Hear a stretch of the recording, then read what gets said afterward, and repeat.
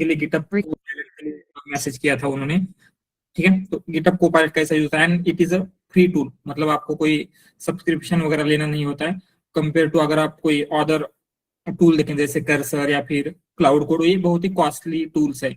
तो जब अगर आपको बेसिक आइडिया आ जाता है इसका गिटहब कोपायलट का, तो इजीली आप शिफ्ट कर सकते हैं अदर टूल्स के लिए भी, तो वहां पे भी आपको ज्यादा कुछ प्रॉब्लम्स नहीं आने वाला। ठीक है, तो आज ये सारी चीजें जो भी हमारा पार्ट बचा हुआ था उसे हम कवर करेंगे। ठीक है, एंड देन जैसे मैंने लास्ट टाइम भी आपको मल्टीपल टाइम्स बोला है, क्लास जब भी हमारा एंड होगा इसे एंड कंसिडर नहीं करना है, it is new beginning, right. ये बिगिनिंग होगी आपके करियर के लिए, या इवन जो भी कुछ चीजें होने वाली है आपके फ्यूचर में, राइट, उसके लिए एक बिगिनिंग कंसिडर करना है। एंड जस्ट यहाँ पे क्लास एंड नहीं होता, राइट, आगे भी आपको कुछ प्रॉब्लम आता है, मे बी क्लास का कोई कंसेप्ट में भी आपको याद नहीं आ रहा है आफ्टर 1 मंथ 2 मंथ्स, इंटरव्यू में पूछा जा रहा है, या आपको किसी चीजों के कुछ रिसोर्स चाहिए, राइट, या फिर हो सकता है कुछ न्यू थिंग्स मार्केट में आ चुकी है अभी, रिगार्डिंग दैट आपको कुछ इंफॉर्मेशन चाहिए, या फिर आपके कंपनी का कोई प्रोजेक्ट है जिसके ऊपर आप काम कर रहे हो, राइट, उसमें आपको कुछ प्रॉब्लम आ रहा है। तो for all type of problem, all type of things, अगर आपको कुछ भी चाहिए you can message me personally, you can call me, right. सबके पास ग्रुप पे मेरा नंबर तो है ही, एंड सेम वे में जैसे हम अभी इंटरेक्ट करते थे एक दूसरे के साथ, सेम वे में हम आगे भी इंटरेक्ट करते रहेंगे। ठीक है, एंड वन मोर थिंग, जिनको भी प्रोजेक्ट डिस्कस करना है, राइट, जो आपके प्रोजेक्ट थे, तो टुमारो आप मुझे कांटेक्ट कर लेना। ठीक है, क्योंकि संडे को आपके इंटरव्यू होने वाले हैं, तो अगर इंटरव्यू से पहले आपके प्रोजेक्ट रेडी होते तो आपके लिए भी वो बेटर रहेगा। तो most of you have contacted me, जिनका प्रोजेक्ट हमने डिस्कस किया था, मे बी आपको प्रोजेक्ट में कुछ इंप्रूव करना है, आपके प्रोजेक्ट अच्छे हैं, राइट, वो सारी चीजें हमने कॉल पे डिस्कस किया था, मीट भी बहुत सारे स्टूडेंट ने ज्वाइन किया था। ठीक है, बट आपको प्रोजेक्ट के रिगार्डिंग कुछ भी डाउट है, या सिंपली आप मुझे अपनी स्क्रिप्ट भी सेंड कर सकते हैं, एंड उस स्क्रिप्ट में कुछ इंप्रूव करना है क्या, राइट, अगर आप मुझे लगता है कि उस स्क्रिप्ट में आपको कुछ चेंजेस या फिर कुछ इंप्रूवमेंट चाहिए, दैट आल्सो चल जाएगा। ठीक है, वो भी आप मुझे सेंड कर सकते हैं, वो स्क्रिप्ट में मे भी आपको कुछ इंप्रूव करना है और क्या एक्स्ट्रा चीजें आप ऐड कर सकते हैं, that also we will discuss. But जैसे मैंने बहुत बार बोला है, आपका most of the interview project के ऊपर होता है, राइट, इसीलिए project is most important part in your interview journey, इसलिए प्रोजेक्ट को अच्छे से बिल्ड करना है। देन आफ्टर प्रोजेक्ट जो भी बाकी की स्किल्स है, जेनी है, एजेंटिक है, मे बी एमएल पाइथन की स्किल, वो आपको लगने वाला है, राइट, तो उसके अकॉर्डिंगली आपको प्रिपेयर होना है। एंड कभी भी ये कंसिडर मत करना कि आप 100% प्रिपेयर हो जाओगे, राइट, कोई भी 100% प्रिपेयर नहीं होता, इवन मैं प्रिपेयर नहीं रहूंगा या फिर किसी को भी आप इंटरव्यू देने के लिए बोलोगे, वो 100% प्रिपेयर नहीं होता। वाई? क्योंकि क्या होता है, जो इंटरव्यू लेने वाले या फिर हायरिंग कंपनी, उनकी रिक्वायरमेंट, हर एक कंपनी की रिक्वायरमेंट अलग होगी, राइट, किसी को डिप्लॉयमेंट स्पेशलिस्ट चाहिए, किसी को क्लाउड स्पेशलिस्ट चाहिए, किसी को फास्ट एपीआई बिल्ड करना है, मे बी किसी को कुछ और चीजें चाहिए, तो क्या होगा, वो उनके स्पेसिफिक क्वेश्चंस आपको पूछेंगे। एंड अगर आपको सभी आना चाहिए, राइट, आपको सिस्टम डिजाइन भी आना चाहिए, आपको क्लाउड भी आना चाहिए, फास्ट एपीआई भी आना चाहिए, तो हम मुझे ये नहीं आता वो नहीं आता, अगर आप ऐसे करते बैठोगे तो क्या होगा, डेफिनेटली सारी चीजें कभी मास्टर नहीं हो पाएगी एंड आपका जॉब स्विच नहीं होगा। तो क्या होता है, जितना स्टडी आप क्लास जब चालू होता है तो करते हो, बाद में उतना नहीं हो पाता है। ठीक है, क्योंकि एक आपका रूटीन होता है, 8 PM क्लास ज्वाइन करना है, क्लास के बाद जो भी आप करते थे, राइट, एटलीस्ट कुछ वर्ड्स आपको समझ में आते थे, मे बी आपने स्टडी किया नहीं किया होगा, बट क्या होता है, एटलीस्ट सम आइडिया होती है, मे बी लैंग ग्राफ समझ में आता है, मतलब सुना होता है आपने, लैंग चेन क्या है, चेन्स क्या है, ये सब कुछ एक आइडिया होता है। बट जैसे ही टाइम चला जाएगा, 1 मंथ 2 मंथ, ये चीजें धीरे धीरे आपके मेमोरी से फेड होने लगती है। ठीक है, एंड फिर अगर आपने उसको रिवाइज नहीं किया या फिर अगर आप उस लूप में नहीं रहे, तो डेफिनेटली ये सारी चीजें आपको कुछ भी याद नहीं रहने वाला। तो आपको देन आप इसको रिवाइज करोगे, मतलब आपको स्विच करना है, देन रिवाइज करते टाइम क्या होता है, मे बी रिवाइज करने में आपको 2 मंथ्स चले गए, देन क्या होगा, आपको लगेगा कि आपका एमएल का तो रिवीजन हुआ ही नहीं, एमएल बाकी है, तो एमएल का पढ़ोगे, तो ये लूप अगर ऐसे स्टार्ट हो गया, तो कब 1 मंथ 6 मंथ हो गए, 6 मंथ कब 1 ईयर हो गया, एंड अभी भी आप जॉब स्विच नहीं कर पा रहे हो, ऐसे होता है। इसीलिए आपको वेट नहीं करना है, किसी भी चीज का वेट नहीं करना है अभी, इंस्टेंटली जॉब अप्लाई करना स्टार्ट कर देना है, ठीक है। देन अगेन क्या होता है, आफ्टर 2-3 मंथ्स, दिवाली के बाद, दिवाली के थोड़े पहले से ऑलमोस्ट हायरिंग बहुत ही फ्रीज हो जाती है मोस्ट ऑफ द कंपनीज में, उतने ज्यादा कॉल्स नहीं आते हैं। देन आपको नेक्स्ट जनवरी तक वेट करना पड़ेगा। इसीलिए जितना जल्दी आप अप्लाई कर सकते हो उतना जल्दी, आज मतलब इस वीक में ही अगर आपने स्टार्ट नहीं किया है तो अप्लाई करना स्टार्ट कर देना है, ठीक है। एंड एक बात याद रखना कि क्या होता है, आपको इंटरव्यू में कंसिडर 20 क्वेश्चंस पूछे गए हैं, एंड आउट ऑफ 20 आपको 2-3 क्वेश्चंस के आंसर आप नहीं दे पाए। मे बी उन्होंने कुछ ऐसी कंसेप्ट पूछी थी जो आपको उतना डिटेल में नहीं आता है। तो कभी भी ऐसे नहीं होगा किसी एडवांस कंसेप्ट का आपको आंसर नहीं आया, बिकॉज ऑफ दैट आप रिजेक्ट हो गए, ठीक है। वो जस्ट आपका एक नॉलेज चेक कर रहे होते हैं। इसीलिए 100% क्वेश्चन का आंसर आना आपको नेसेसरी नहीं है, जितना आपको आता है विथ प्रोजेक्ट। प्रोजेक्ट सबसे ज्यादा इंपॉर्टेंट है, एंड प्रोजेक्ट के रिगार्डिंग जो भी बेसिक चीजें आप एक्सप्लेन करोगे, राइट। अगर आपने बोला है कि प्रोजेक्ट में मैंने लैंग्राफ यूज किया तो लैंग्राफ के आंसर्स आने चाहिए। आप बोलोगे ओपन एआई यूज किया तो ओपन एआई के बारे में आंसर्स आने चाहिए। जस्ट उतना आपको ध्यान रखना है। बाकी जो भी एक्स्ट्रा चीजें हैं, आती है नहीं आती, क्योंकि क्या होता है, इवन जो कंपनी में वर्क करे उनको भी पता होता है 100% किसी को याद नहीं रहता। आप जस्ट बेसिक आइडिया भी दोगे। कंसिडर अभी मुझे किसी ने पूछा व्हाट इज रिएक्ट, एंड मुझे याद नहीं आ रहा है रिएक्ट एग्जैक्टली क्या है, तो आप जितना भी याद आ रहा है बोल सकते हैं रिएक्ट मतलब एक एजेंट में कुछ तो यूज होता है जहां पे रीजनिंग एक्शन ऐसा ही कुछ है, याद नहीं आ रहा है। अगर आप इतना भी बोलते हो तो भी क्या है, उसको एक आइडिया आ जाएगा, this person knows this thing, just उनको याद नहीं आ रहा है, राइट। इससे क्या होगा, आपका एक इंप्रेशन जाता है कि आपको एटलीस्ट बेसिक चीजें तो पता है, एंड जितनी चीजों का आपको नॉलेज था वो तो आप प्रॉपरली एक्सप्लेन करोगे।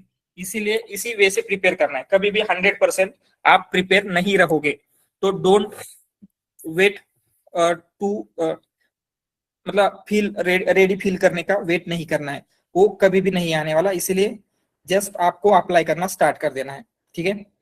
एंड बहुत सारे लोगों ने मुझे रिज्यूम भी सेंड किया है, मैंने उसमें क्या इंप्रूव करना है, क्या चीजें रिमूव करनी है, ऐड करनी है, ये भी डिस्कशन हुआ है। बट स्टिल अगेन आपको कुछ भी लगता है for any topic anything, you can message me any time, ठीक है।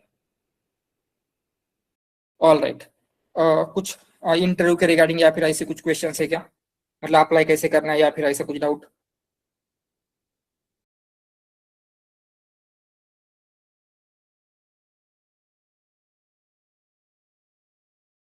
ऑल राइट, ठीक है।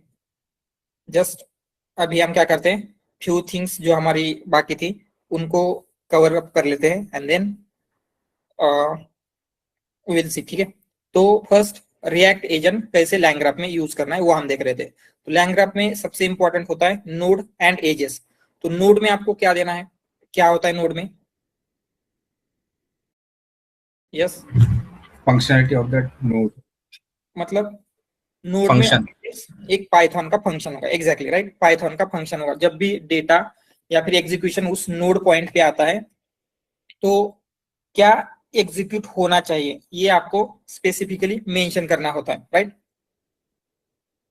तो ये आप एग्जैक्टली करोगे कैसे, ये सेम चीज होती है। आपको कुछ भी किसी नोड में एग्जीक्यूट करना है तो उसका फंक्शन बनाना है। तो सेम वे में हम क्या कर सकते हैं, जो आप रिएक्ट एजेंट बिल्ड कर रहे थे लैंग चेन में, उसको भी एक फंक्शन में कन्वर्ट करोगे तो भी क्या होगा, उसको आप नोड में कन्वर्ट कर सकते हो। तो यहाँ पे एक सिंपल एप्लीकेशन बिल्ड किया। यहाँ पे क्या हो रहा है, एक रैग है, ठीक है, एक नोड है रैग का। जस्ट मैं आपको ये दिखाता हूँ कि कैसे दिखता है ग्राफ यहाँ पे, ठीक है। यहाँ पे आएगा एक रैग नोड है। रैग नोड में क्या होता है, अगर कोई attention is all you need, जो आपका पेपर है, ठीक है, इस पेपर के ऊपर क्वेश्चन पूछेगा तो आपका राउटर क्या करेगा, उसे रैग नोड पे राउट कर देगा, ठीक है। तो रैग नोड पे क्या होता है, जैसे रैग का स्टैंडर्ड प्रोसीजर होता है, वेक्टर डीबी से डेटा फेच करना, देन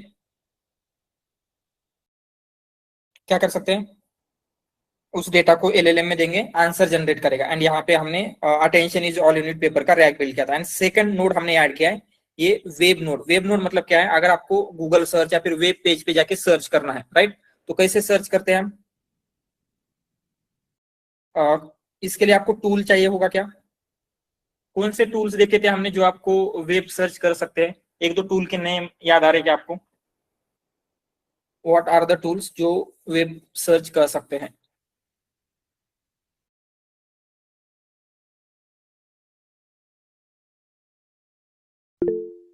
यस, या डक डक गो देखा था हमने. Again web search API wrapper. या ये पेयर ऐप जो कि सर्प एपीआई से बिल्ड हुआ था, सर्प एपीआई का यूज कर रहा था. तो ऐसे मल्टीपल टूल हम यूज कर सकते हैं. तो इसके लिए क्या हमने रिएक्ट एजेंट बिल्ड किया था, इफ यू रिमेंबर, राइट. तो क्या होगा, यहाँ पे आने के बाद आपके मॉडल को डिसाइड करना पड़ेगा जो क्वेश्चन का आंसर है क्या वो डायरेक्टली दे सकता है, मतलब जो एलएलएम का नॉलेज है, इंटरनल नॉलेज, उससे आंसर दे सकता है, या फिर उसे वेब सर्च करना पड़ेगा. जो अगर एक जनरल नॉलेज होता है जैसे what is capital of India, तो इस नॉर्मल क्वेश्चन के लिए वेब सर्च करने की जरूरत है क्या? No, right.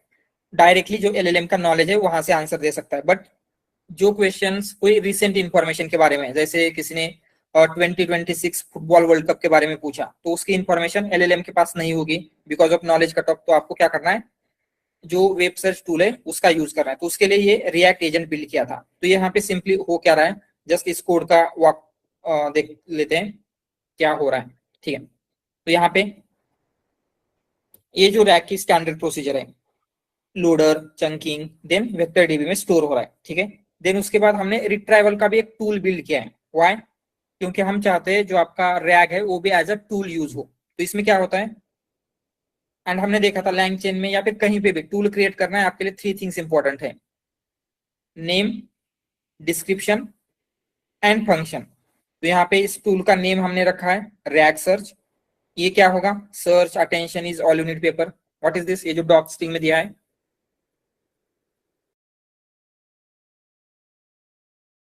डिस्क्रिप्शन. यस, आपके टूल का डिस्क्रिप्शन होगा. एंड देन यहाँ पे क्या हो रहा है, सिंपली जो भी क्वेरी आएगी उस क्वेरी के अकॉर्डिंगली हम क्या कर रहे हैं, डॉक्यूमेंट रिट्राइव कर रहे हैं फ्रॉम रिट्राइवल.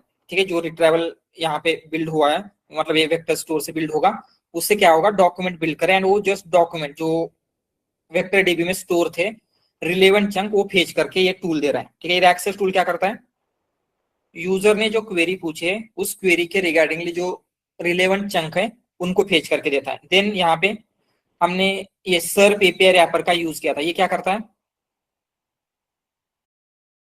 ये बैकएंड में गूगल सर्च कर रहा है, राइट. गूगल सर्च रिजल्ट नाम की लाइब्रेरी का यूज करके गूगल पे सर्च करता है. तो आप कोई भी क्वेरी देंगे तो ये क्या करेगा, उस क्वेरी को गूगल पे जाके सर्च करेगा एंड गूगल जो भी रिस्पॉन्स दे रहा है वही रिस्पॉन्स यहाँ पे आपको रिटर्न करने वाला है, राइट.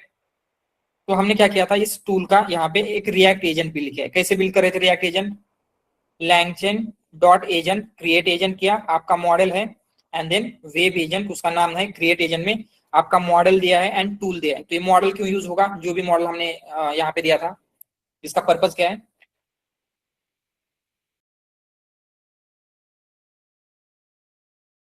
यस, जो भी थिंकिंग करना है, राइट. रिएक्ट एजेंट में क्या होता है, रिएक्ट का क्या मीनिंग है, thinking and taking decisions. Right, taking action. React मतलब रीजनिंग एंड एक्शन होता है. तो थिंकिंग करना या फिर जो टूल का आउटपुट आ रहा है उसको एनालाइज करना, ये सारी चीजें मॉडल करेगा. इसलिए यहाँ पे ये एलएलएम दिया. ये टूल क्या है, यस,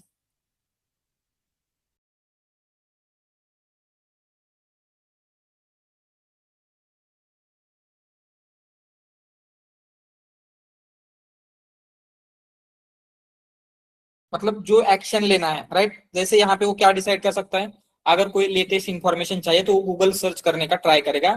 एंड ये टूल क्या करता है, गूगल पे एग्जैक्टली सर्च करने के लिए ये वर्क करेगा. ठीक है, तो ये रिएक्ट एजेंट हमने यहाँ पे बिल्ड किया.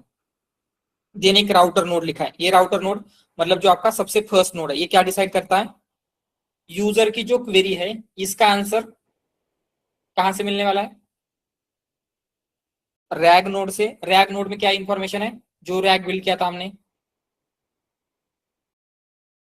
Yes, attention is all you need paper. And अगर उसको वेब सर्च कर रहे हैं तो इस वेब नोड पे जाएगा या रिएक्ट एजेंट पे जाएगा.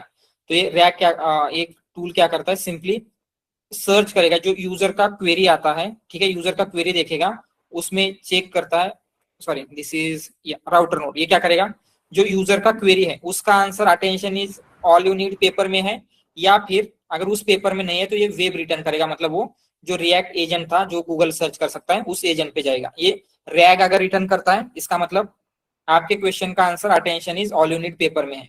यहाँ पे इसको और बेटर वे में लिख सकते थे हम, जैसे इस पेपर में क्या क्या इंफॉर्मेशन है ये अगर देते तो और बेटर ये वर्क करता, बट जस्ट एक फ्लो दिखाने के लिए ये मैंने लिखा है। ठीक है, देन यहाँ पे राउट करेंगे तो आपको रिजल्ट मिलता है। अगर ये रिजल्ट रैग आया मतलब आपको रैग नोड में जाना है, वेब आया तो आपको वेब सर्च नोड में जाना है। Then conditional routing same way में कर रहे हैं, अगर राउट रिटर्न रैग किया तो रैग नोड में जाना है एंड अदरवाइज वेब नोड में जाना है। ठीक है, एंड यहाँ पे रैग नोड में क्या होगा, यूजर के क्वेश्चन के अकॉर्डिंगली जो रैग सर्च टूल है उसका यूज करके कॉन्टेक्स्ट रिट्रीव करेंगे एंड कॉन्टेक्स्ट क्वेश्चन एलएलएम में पास करते तो आपको उसका आंसर मिलने वाला है। This is rag node. And ये रिएक्ट नोड में क्या होगा, जो भी वेब एजेंट हमने बिल्ड किया था उसमें हम क्या कर रहे हैं, जो यूजर का मैसेज है, यूजर ने जो भी मैसेज दिया था मतलब यूजर की क्वेरी वो पास करेंगे एंड जो फाइनल आंसर मिल रहा है वो फाइनल आंसर रिटर्न कर रहे हैं। ठीक है, यहाँ पे उसकी स्टेट वगैरह डिफाइन की, ग्राफ हमने बिल्ड किया है। तो ग्राफ में 3 मेन नोड है, एक राउटर नोड है। राउटर नोड में क्या होता है, ये डिसाइड करेगा यूजर को रैग नोड चाहिए या फिर वेब नोड चाहिए, राइट। देन उसके अकॉर्डिंगली वो रैग नोड या फिर वेब नोड को कॉल करेगा। तो सिंपली यहाँ पे आपको इतना समझना है कि जिस तरीके से आप किसी भी नोड के लिए फंक्शन बिल्ड कर रहे थे तो यहाँ पे हमने क्या किया, रिएक्ट एजेंट को भी एक फंक्शन में कन्वर्ट किया है। एंड अगर आप ऐसे करते हैं तो किसी भी फंक्शन को क्या हम नोड में कन्वर्ट कर सकते हैं, यस राइट। एंड यहाँ पे क्या हो रहा है, इस नोड में ये वेब नोड में जो आपका वेब नोड का फंक्शन है तो यहाँ पे क्या होगा, आपका रिएक्ट एजेंट रन होने वाला है।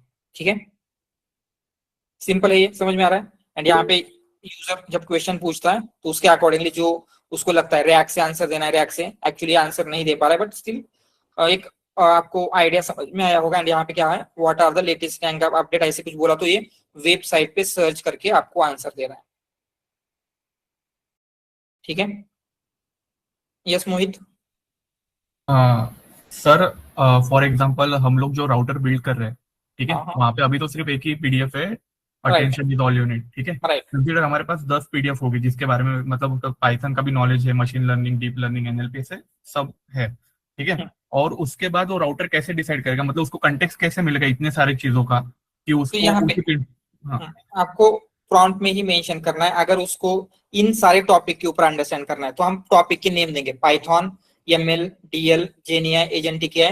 इन टॉपिक की अगर इंफॉर्मेशन चाहिए तो उसे रैग नोड पे जाना है। तो इस प्रॉम्प्ट में मेंशन, जैसे यहाँ पे ओनली 1 पेपर मेंशन किया है तो ऐसे मल्टीपल चीजें मेंशन करेंगे तो वो क्या करता है, यूजर की क्वेरी के अकॉर्डिंगली उसको राउट करेगा।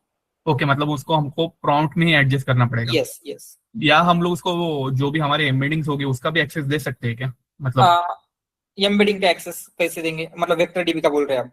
हाँ, वेक्टर डीबी का वेक्टर कि डीबी वो का, हाँ वेक्टर डीबी सिर्फ क्या होता है, आप क्वेरी पास करोगे, क्वेरी के अकॉर्डिंगली वो आपको डॉक्यूमेंट्स रिट्रीव करके देता है। बट आपको पहले ये डिसाइड करना है कि आंसर आपके वेक्टर डीबी में एक्चुअली प्रेजेंट है या नहीं। ओके, बट अगर हम लोग सिर्फ उसको ब्रॉडर कंटेक्स्ट ही देंगे, जो भी हम लोग यहाँ पे पास कर रहे हैं, ठीक है, तो हम लोग ने सिर्फ उसको यही बताया कि like Python, machine learning, deep learning, पर उसके अंदर भी काफी सारे टॉपिक्स हो गए, तो वो उन तक कैसे पहुंचेगा। यस, उस टॉपिक के अकॉर्डिंग, क्योंकि जो एलएलएम है यहाँ पे ये अंडरस्टैंडिंग कौन करने वाला है, एलएलएम करने वाला है, राइट। तो जब ओके। आप बोलोगे कि tell me about for loops तो उसको समझ में आता है कि फॉर लूप्स पाइथन के अंडर आएगा, राइट।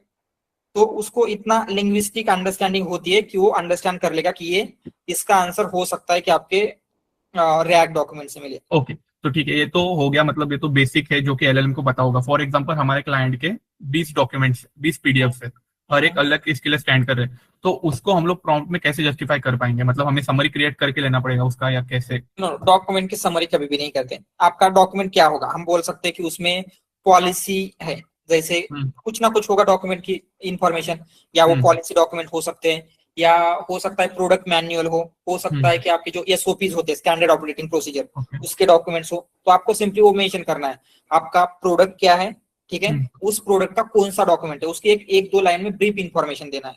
उससे ओके, ही मॉडल को पता चलेगा कि एग्जैक्टली ये कौन सा। मतलब ये हमें प्रॉम्प्ट में ही मेंशन करके सब यस चीजें राउटर को डिफाइन करनी। यस। ओके, ठीक है। ऑलराइट, ठीक है।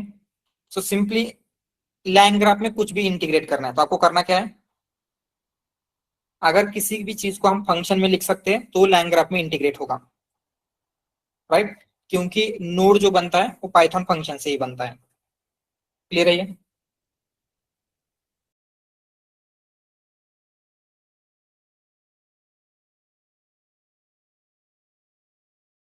ठीक है, नाउ फ्यू मोर थिंग्स, जैसे एलएलएम कॉस्ट ऑप्टिमाइजेशन देखते हैं हम। एलएलएम कॉस्ट ऑप्टिमाइजेशन मतलब क्या होता है, हमने देखा था जो भी आप एलएलएम्स यूज कर रहे हैं, जो भी मॉडल यूज कर रहे हैं, ओपन एआई, एंथ्रोपिक या बेडरॉक, कहीं से भी, उनके लिए ऑलवेज आपको दो जगह से कॉस्टिंग देनी पड़ती है। एक तो इनपुट टोकन की कॉस्टिंग होगी एंड दूसरी कौन सी होती है? Output token response. Output token, exactly, जो मॉडल ने रिस्पॉन्स जनरेट किया, इन दोनों पे कॉस्टिंग देना होगा। तो ये मोस्ट ऑफ द, मतलब एवरीवेयर नहीं, बट जब आपका एप्लीकेशन आप प्रोडक्शन में डाल रहे हो या फिर आफ्टर सम टाइम, मतलब स्टार्टिंग में आप उतना कॉस्ट को ऑप्टिमाइज नहीं करते हो, बट स्टिल आगे जाके आपको क्या है, कॉस्ट के बारे में थोड़ा सा सोचना पड़ सकता है। तो क्या क्या डिफरेंट वेज हैं? तो सबसे मोस्ट बेसिक वे हम क्या बोल सकते हैं, यूज स्मॉलर मॉडल्स। जैसे इंस्टेड ऑफ, अगर हम GPT-5 का रेट देखें तो GPT-5 का रेट क्या होगा, हायर होता है कंपेयर टू अगर उसका ही मिनी वर्जन हमने यूज किया। जैसे हमने देखा था क्या होते हैं जीपीटी के model, pro and without any name, जैसे GPT-5 pro, GPT-5 then GPT-5 mini, ऐसे मल्टीपल इसमें आते हैं। तो अगर हमने ये इसका यूज किया, कंसिडर ये कोई बेसिक यूज केस है, तो बेसिक यूज केस के लिए आपको ये रीजनिंग का मॉडल यूज करने की जरूरत है क्या, मतलब जिसमें बहुत ज्यादा कैपेबिलिटी है? No, right. जैसे ये राउटर वगैरह करना है, कोई चीज क्लासिफाई करना है, तो उसके लिए आपको कोई एक हाई कैपेबिलिटी वाला मॉडल नहीं चाहिए, जहां पे आपको ज्यादा सोचना पड़ सकता है या फिर ज्यादा पावर यूज करना पड़ेगा। वहां पे हम क्या करेंगे, हाई मॉडल यूज कर सकते हैं। बट एवरी मॉडल के लिए इंस्टेड ऑफ जो टॉप के मॉडल है वो यूज करने की जगह पे जो स्मॉलर मॉडल, जैसे मिनी मॉडल या जेमिनी के फ्लैश मॉडल स्मॉलर होते हैं, क्लॉड के हाईक्यू मॉडल स्मॉल होते हैं, तो इन मॉडल का यूज करेंगे। ठीक है, स्मॉलर मॉडल। एंड ये जस्ट ऐसे नहीं, और क्या कर सकते हैं, मल्टी मॉडल राउटिंग कर सकते हैं। मल्टी मॉडल राउटिंग मतलब क्या होगा, जैसे अभी हम राउट कर रहे थे, एक छोटा मॉडल लेंगे एंड उस छोटे मॉडल को ही बोलते हैं कि ये जो यूजर का क्वेश्चन आ रहा है, क्या वो कॉम्प्लेक्स है या फिर इजिली आंसरेबल है, ऐसा कुछ बोलेंगे। देन अगर वो इजिली आंसरेबल होगा तो अगेन एक छोटे मॉडल में पास करेंगे, या फिर वो कॉम्प्लेक्स होगा तो यहाँ पे लार्ज मॉडल में पास करेंगे। ठीक है, तो मे भी आपको लग सकता है यहाँ पे तो डबल कॉस्टिंग लग रही है, एक क्लासिफाई करने के लिए एंड देन एक स्मॉल मॉडल के लिए। बट अगर आप लार्ज मॉडल को कंपेयर करके देखोगे, जैसे GPT-5 मॉडल की कॉस्ट एंड 4o मिनी की कॉस्ट या फिर 5 मिनी की कॉस्ट देखोगे, तो उनमें बहुत ज्यादा डिफरेंस आता है। ठीक है, तो इवन आप इस तरीके से मॉडल राउटिंग भी करते हो, मतलब अगर यूजर आपको सिंपल क्वेश्चन दे रहा है तो आपको करना क्या है, स्मॉल मॉडल यूज करना है, जहां पे कॉम्प्लेक्स रीजनिंग है वहां पे लार्ज मॉडल यूज करना है। ये समझ में आ रहा है क्या, मल्टी मॉडल राउटिंग? ये भी लैंग्राफ में जैसे हमने देखा था सेम वे में कर सकते हो। या और कुछ वे है क्या जिसमें हम मॉडल को स्मॉल बना सकते हैं? कंसिडर हम ओपन सोर्स मॉडल यूज कर रहे थे, तो ओपन सोर्स मॉडल में क्या होता है, आपको यहाँ पे इनपुट आउटपुट टोकन की तो कॉस्ट नहीं लगेगी, राइट? व्हाई? क्योंकि आपका मॉडल क्या हो रहा है, आपके खुद के सर्वर पे रन हो रहा है। बट आपको कौन सी कॉस्ट बेयर करनी पड़ेगी ओपन सोर्स मॉडल के लिए? इंफ्रास्ट्रक्चर कॉस्ट, राइट, मतलब जहां पे रन हो रहा है वो जीपीयू, रैम वगैरह सर्वर। तो अगर हम मॉडल को क्वांटाइज करते हैं तो क्या इंफ्रास्ट्रक्चर की कॉस्ट रिड्यूस हो सकती है? यस, सो ये होगा for open source model.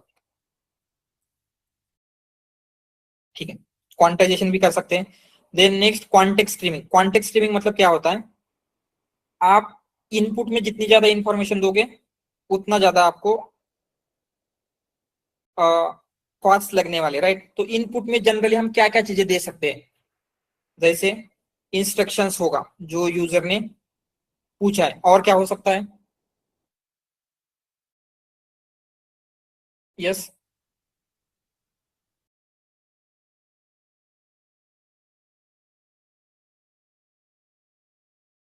Instructions हो सकते हैं। मेमोरी, जो आपकी मेमोरी है वो भी हम यहीं पे डाल रहे थे क्या आपके कॉन्टेक्स्ट में? यस। मेमोरी हो सकते हैं, या फिर रैग में रिट्राइव्ड कॉन्टेक्स्ट वगैरह है। ये सारी चीजें क्या होगी, आप स्पेसिफिकली कॉन्टेक्स्ट में मेंशन करें। तो आपको क्या करना है, हर एक टोकन के लिए आपको मनी लगने है। तो जितना ज्यादा इररिलेवेंट कॉन्टेक्स्ट होगा उतना ज्यादा कॉस्ट लग सकता है। तो कॉन्टेक्स्ट को सिंपली रिलेवेंट रखना है। तो क्या कर सकते हैं, जो आपके कन्वर्सेशन है अगर बहुत ही लॉन्गर हो रहे हैं तो instead of passing them as it is summarize कर सकते हैं, राइट। या फिर instead of using more chunks, जो आपका रैग वगैरह होता है, राइट, 10-20 चंक्स यूज करने की जगह पे जस्ट 3-4 चंक्स पास कर सकते हैं। तो कॉन्टेक्स्ट को जितना छोटा रखना है उतना ट्राई करेंगे तो भी क्या है, आपका कॉस्ट मैनेज हो सकता है।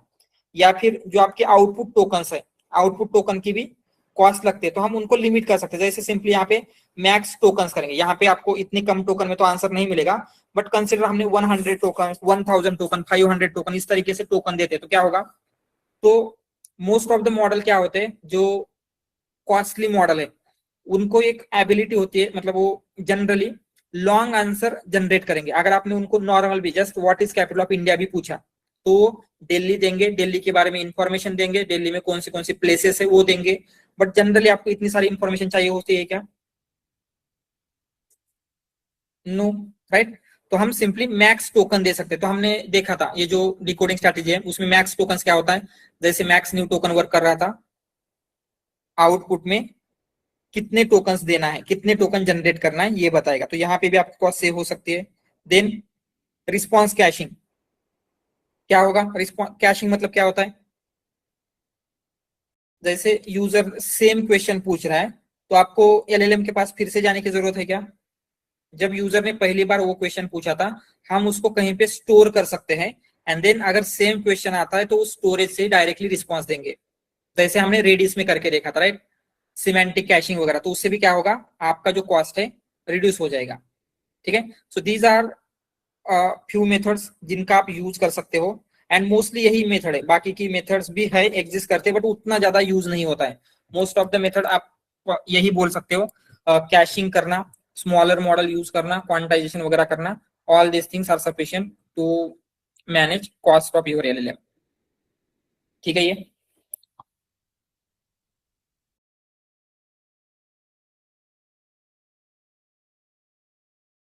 All right.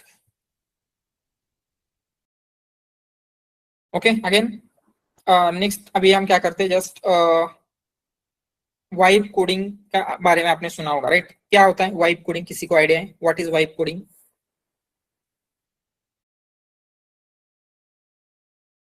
यस, सो यहाँ पे हम गूगल पे उसकी डेफिनेशन सर्च कर लेते हैं, वाइब कोडिंग। तो ये वाइब कोडिंग जो टर्म है, एक रिसर्चर्स थे आंद्रेस कारपाती, जिनका यूट्यूब पे चैनल भी है। ठीक है, अगर आपको कभी टाइम होगा तो आंद्रेस कारपाती यूट्यूब पे सर्च कर लेना, उनका बहुत ही अच्छा चैनल है, वो अच्छे अच्छे प्रोजेक्ट्स वगैरह यूट्यूब पे देते हैं। ठीक है, तो उन्होंने इस टर्म को इन्वेंट किया था। मतलब क्या है, vibe coding is a software development approach where you build application entirely through NLP, मतलब natural language conversation with AI rather than writing code manually. तो अभी तक आपको जो भी कुछ एप्लीकेशन बिल्ड करना है, आप कैसे बिल्ड कर रहे थे? यस, कैसे बिल्ड करते हो आप एप्लीकेशन? आपको खुद से मैन्युअली कोड लिखना पड़ रहा था, राइट। बट अभी एआई इतना पावरफुल हुआ है, आप सिंपली इवन आपने चैट जीपीटी, जेमिनी या क्लॉड, ये बेसिक एप्लीकेशंस तो यूज किए होंगे। उनमें क्या होता है, आपको ये सारी चीजें करने की जरूरत है क्या? आप सिंपली क्या करते हो, कुछ बेसिक इंफॉर्मेशन अगर दोगे तो भी क्या होता है, वो आपको आउटपुट में कोड देता है क्या प्रॉपर? तो क्या होगा, ये वाइब कोडिंग इसीलिए इन्वेंट हुई थी कि आप क्या करते हो, विदाउट, जिसको पाइथन का या फिर कोई भी कोडिंग लैंग्वेज का नॉलेज नहीं है वो लोग भी क्या है, टूल बिल्ड कर सकते हैं। बट आपको नॉलेज है, तो instead of using this term vibe coding आप क्या बोल सकते हैं, एआई असिस्टेड प्रोग्रामिंग बोल सकते हैं। एआई असिस्टेड मतलब आपको नॉलेज है एग्जैक्टली जो कोड दे रहा है, कोड कैसे वर्क कर रहा है, एवरीथिंग, बट जस्ट आप क्या कर रहे हैं, एआई का सपोर्ट ले रहे हैं। क्योंकि क्या होगा, कंसिडर आपको पता है फॉर लूप वर्क कैसे करता है, बट उसके लिए 10 लाइन का कोड लिखने की जगह पे अगर आपने एआई का यूज किया तो आपका ही टाइम बचने वाला है क्या? यस, मैन्युअली कोड लिखते बैठेंगे तो क्या है, आपको टाइम लग सकता है। इसलिए अभी बहुत सारी कंपनी में क्या हो रहा है, एआई असिस्टेड कोडिंग अडॉप्ट हो रहा है। तो हम क्या करते हैं, उसका एक टूल एआई असिस्टेड कोडिंग का गिटहब कोपायलट, कैसे वर्क करता है वो देखें, क्योंकि ये फ्री ऑफ कॉस्ट है। आप अगर आपके पास VS कोड है, सिंपली VS कोड भी है, तो भी आप क्या कर सकते हैं, इस AI असिस्टेड कोडिंग का यूज कर सकते हैं। तो करना क्या है उसके लिए, सिंपली मैं आपको बताता हूँ। पहले आपको VS कोड ओपन कर लेना। ये VS कोड दिख रहा है ना सबको, विजिबल है?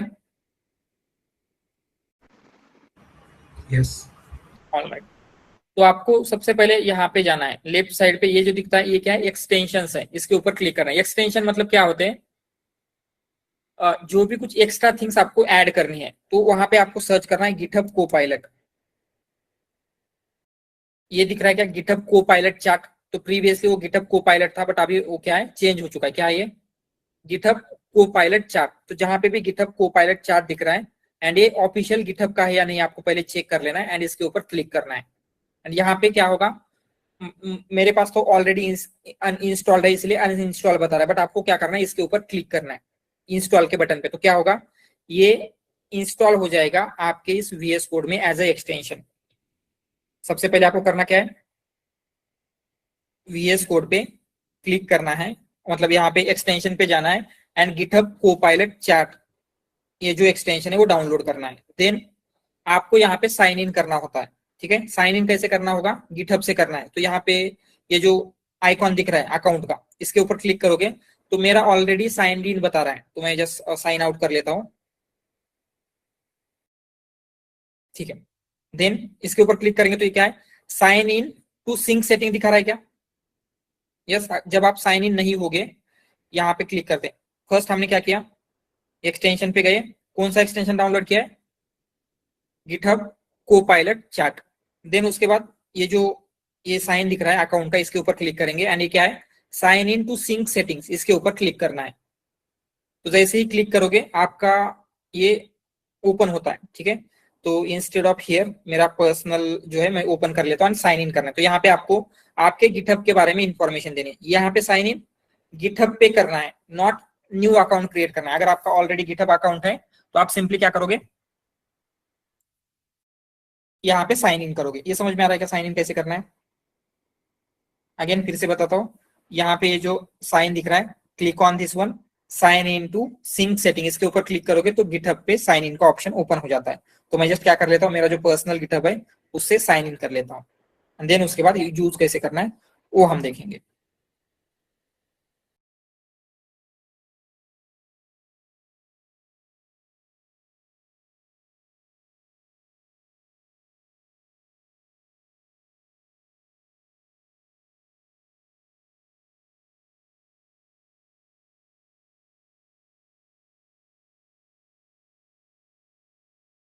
Just a minute, let me sign in.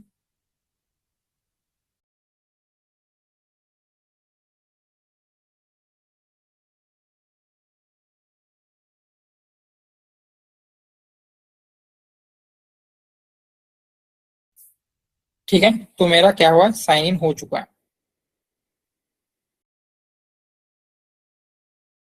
ठीक है, तो साइन इन होने के बाद क्या होगा, आपका अकाउंट ये गिटहब ऑथेंटिकेशन हो रहा है। ठीक है, पहले साइन आउट था, अभी ये साइन इन हो जाएगा।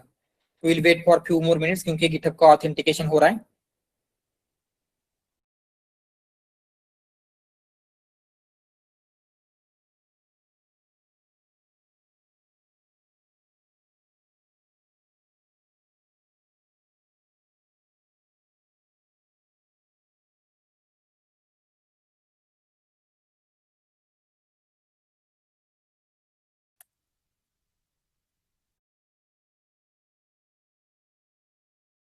Just it is taking some time. दिख रहा है ना VS कोड का स्क्रीन सबको? Yes. Why it is taking so much time? Generally इतना टाइम नहीं लेता है, बट स्टिल।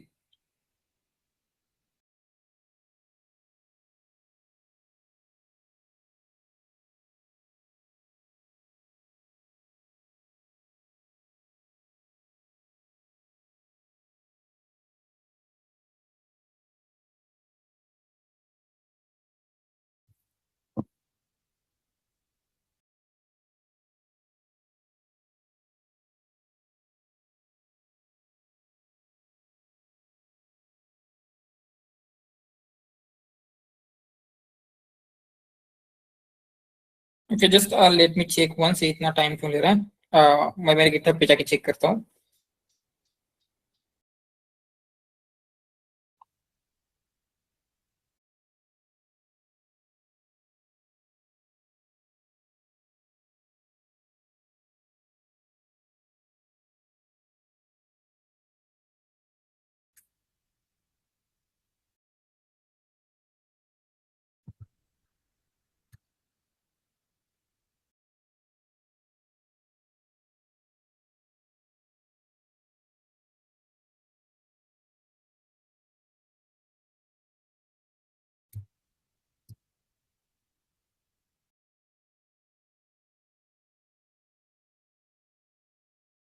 ओके, जस्ट इसको मैं एक बार क्लोज करके ओपन करता हूँ। Maybe I don't know इतना टाइम क्यों ले रहा है, जनरल इतना टाइम नहीं लेता है। ठीक है, ये क्या हुआ है? जस्ट जस्ट अ मिनट, ये तो साइन इन दिखा रहा है।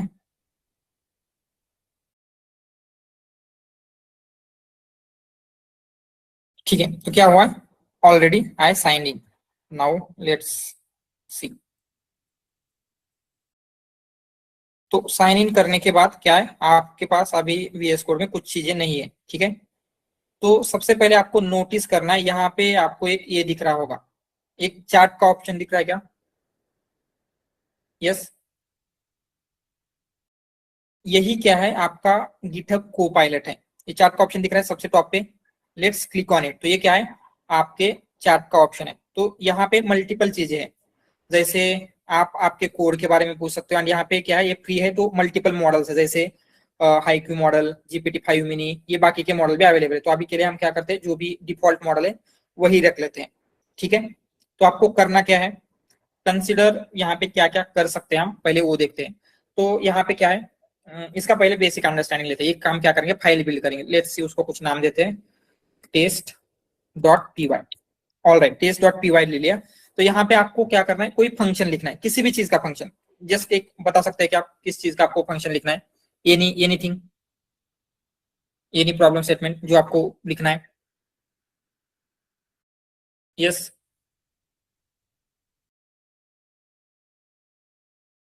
ठीक है। सर एक बेसिक रैक के लिए हम यस, रैक रैक के लिए होल एप्लीकेशन बिल्ड करते हैं। जस्ट एक बेसिक पाइथन फंक्शन का ले लेते हैं, रैक का बिल्ड करेंगे हम आगे।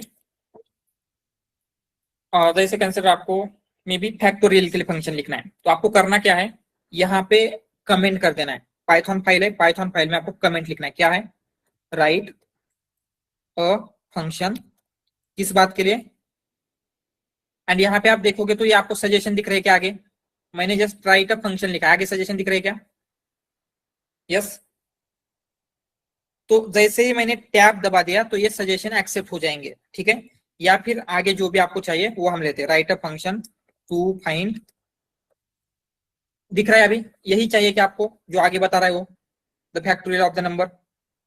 यस, तो इसने जो सजेशन दिया है, अगर आपको वो एक्सेप्ट करना है तो टैब को प्रेस करना है। जैसे ही मैं टैब को प्रेस करूंगा वो सजेशन एक्सेप्ट हो जाएगा। ठीक है, एंड देन यहाँ पे जैसे मैं आता हूँ, जैसे मैंने नीचे आया तो यहाँ पे क्या होता है, ये ऑटोमेटिकली मुझे सजेस्ट करने लगा है। ये मैंने लिखा था क्या, डे फैक्टोरियल या ना ऐसा कुछ? नो, इसने ऑटोमेटिकली मुझे सजेस्ट किया है। तो मुझे ये अगर एक्सेप्ट करना है तो क्या करना है, टैब प्रेस करना है, टैब दबाएंगे, देन नीचे आते हैं। आगे क्या हो रहा है, यहाँ पे क्या क्या करना है ये चेक कर रहा है। If n equal equal to 0 return n, else return n into factorial of n minus 1, दिख रहा है ये? Let's click on that. तो क्या होगा, इसने जो भी आपको फंक्शन चाहिए था वो बना के दिया है।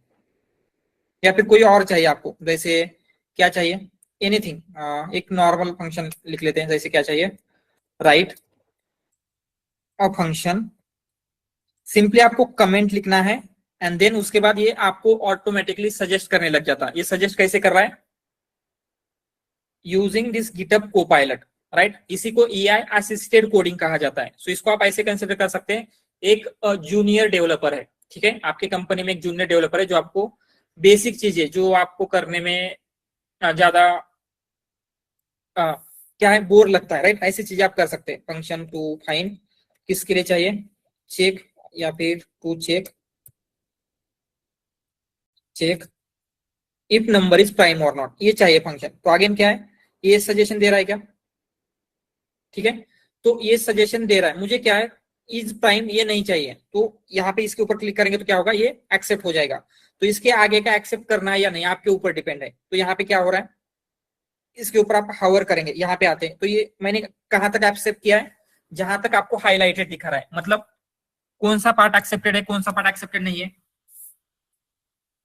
समझ में आ रहा है क्या आपको, डेफ इज प्राइम एन यहां तक एक्सेप्टेड है, एंड ये जो थोड़ा सा लाइट कलर में दिखा रहा है नीचे का पार्ट, ये क्या है, सजेशन है, इसको अभी तक एक्सेप्ट नहीं किया गया है। समझ में आ रहा है क्या,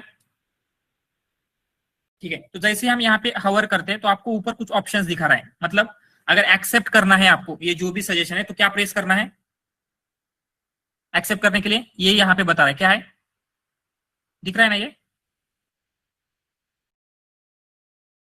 यहाँ पे क्या है, ये टैब दिख रहा है, टैब मतलब जैसे ही मैं टैब का बटन प्रेस करता हूं क्या हो जाएगा, ये सारे सजेशन एक्सेप्ट हो जाएंगे। बट मुझे सारे सजेशन एक्सेप्ट नहीं करने, ओनली वर्ड बाय वर्ड करना है, मतलब मुझे if n is greater than equal to 1 करना है। तो क्या करेंगे, accept word by word, control and right arrow वो प्रेस करना है। बट यहाँ पे एक कुछ और चीजें दिखा रहा है 1 3, मतलब ये आपको मल्टीपल रिस्पॉन्स देता है, this is your first response. Second response check करना है तो हम क्या करेंगे, अगेन हवर करते हैं यहाँ पे इसके ऊपर क्लिक करेंगे तो क्या होगा, नेक्स्ट रिस्पॉन्स, मतलब नेक्स्ट कैसे कोड लिखना है। तो ये क्या कर रहा है, आपको जो डॉक स्ट्रिंग है वो भी बिल्ड करके दे रहा है। तो आपको डायरेक्टली फंक्शन चाहिए, डॉक स्ट्रिंग चाहिए, या फिर थर्ड ऑप्शन में क्या दे रहा है, कुछ इस तरीके से फंक्शन बिल्ड कर रहा है। तो आपको जो भी रिस्पॉन्स एक्सेप्ट करना है आउट ऑफ दिस 3 आप सेलेक्ट कर सकते हो। ये क्या है, मल्टीपल ऑप्शंस दे रहा है कि आपको कौन सा रिस्पॉन्स चाहिए। कंसिडर आपको ये रिस्पॉन्स चाहिए एंड आपको क्या करना है, ओनली यहां तक रिटर्न फॉल्स तक एक्सेप्ट करना है। तो अगर मैं जैसे टैब दबाता हूं तो क्या होगा, कंप्लीट रिस्पॉन्स एक्सेप्ट हो जाएगा, मुझे कंप्लीट नहीं करना है, वर्ड बाय वर्ड करना है। तो क्या करना है, यहाँ पे दिखा रहा है क्या है, कंट्रोल राइट एरो। तो जैसे मैं कंट्रोल एंड राइट, मैंने क्या किया, टैब दबाया तो एक कंप्लीट एक्सेप्ट हो जाएगा। तो ये बेसिक समझ में आ रहा है। यहाँ पे आप क्या कर सकते हैं, कमेंट लिख सकते हैं and according to that comment आपको ये कोड सजेस्ट होने वाला है, एंड उस कोड को एक्सेप्ट कैसे करना है, मतलब कंप्लीट कैसे करना है, वर्ड बाय वर्ड कैसे करना है, या फिर मल्टीपल जो इटरेशंस है, मल्टीपल सॉल्यूशंस है, ये समझ में आ रहा है क्या, yes. So this is basic things जो आपको बहुत ज्यादा हेल्पफुल होगी, राइट। आपको किसी भी चीज के लिए फंक्शन लिखना है, कंसिडर मुझे क्या चाहिए, I want to fetch data from MongoDB, मैं क्या कर लेता हूँ, राइट अ फंक्शन, किस बात के लिए चाहिए, to fetch data from MongoDB, ठीक है। तो यहाँ पे क्या हो रहा है, ये ऑटोमेटिकली सजेशन दे रहा है, टैप करता हूं तो पाइमोंगो क्लाइंट एक्सेप्ट हो गया, ठीक है। देन आगे नीचे ये सब कुछ दे रहा है, क्लाइंट, पाइमोंगो क्लाइंट, डेटाबेस कलेक्शन, ये सब कुछ ये खुद से दे रहा है। बट आपका एक करेक्ट होगा क्या, माय डेटाबेस ही होगा, माय कलेक्शन ही होगा, ये पॉसिबल है क्या, या फिर ये यूआरएल यही होगी क्या, यस, नो, नहीं, नो दूसरा भी हो सकता है। तो आपको इस तरीके से इसने क्या किया है, उसको अज्यूम करके, या फिर हम बोल सकते हैं कि डेट एक कोड तो करेक्ट होगा बट ये जो चीज है उसने अज्यूम करके दिए, तो आपको जस्ट ये सारी चीजें चेंज करनी पड़ेगी, राइट। ऐसे नहीं है कि आप ब्लाइंडली सारा कोड आपको यहां से मिलने वाला है, राइट। तो कहाँ पे क्या चेंज करना है, इतना आपको अगर कोडिंग जो भी आपने सीखा है उसके अकॉर्डिंगली आपको इजीली समझ में आएगा। ये एक्सेप्ट करने के बाद आपको जस्ट इतना 2-3 चीजें चेंज करोगे तो क्या होगा, आपको जो डेटा चाहिए वो मिलने वाला है, ठीक है। ये क्लियर है, इस तरीके से यहाँ पे कमेंट लिख के आपको किसी भी टास्क के लिए चीजें मिल सकती है, ठीक है। देन नेक्स्ट थिंग, कंसिडर मुझे ये समझ में नहीं आया, अभी मुझे एक्सप्लेन करना है, तो मैं क्या कर सकता हूँ, जो भी पार्ट समझ में नहीं आया, कंसिडर मुझे यहां से यहां तक पार्ट समझ में नहीं आया, ठीक है, वो पार्ट सेलेक्ट करना है, लेट्स क्लिक राइट बटन, ठीक है। जो पार्ट मुझे समझ में नहीं आया उसको सेलेक्ट करना है, राइट बटन पे क्लिक करना है, एंड यहाँ पे एक्सप्लेन दिख रहा है क्या, यस। एक्सप्लेन के ऊपर क्लिक करेंगे तो क्या होगा, एग्जैक्टली ये जो 3 लाइंस है उनका क्या मीनिंग है, वो क्यों यूज किया गया है, ये एवरीथिंग आपको यहाँ पे एक्सप्लेन करेगा अभी।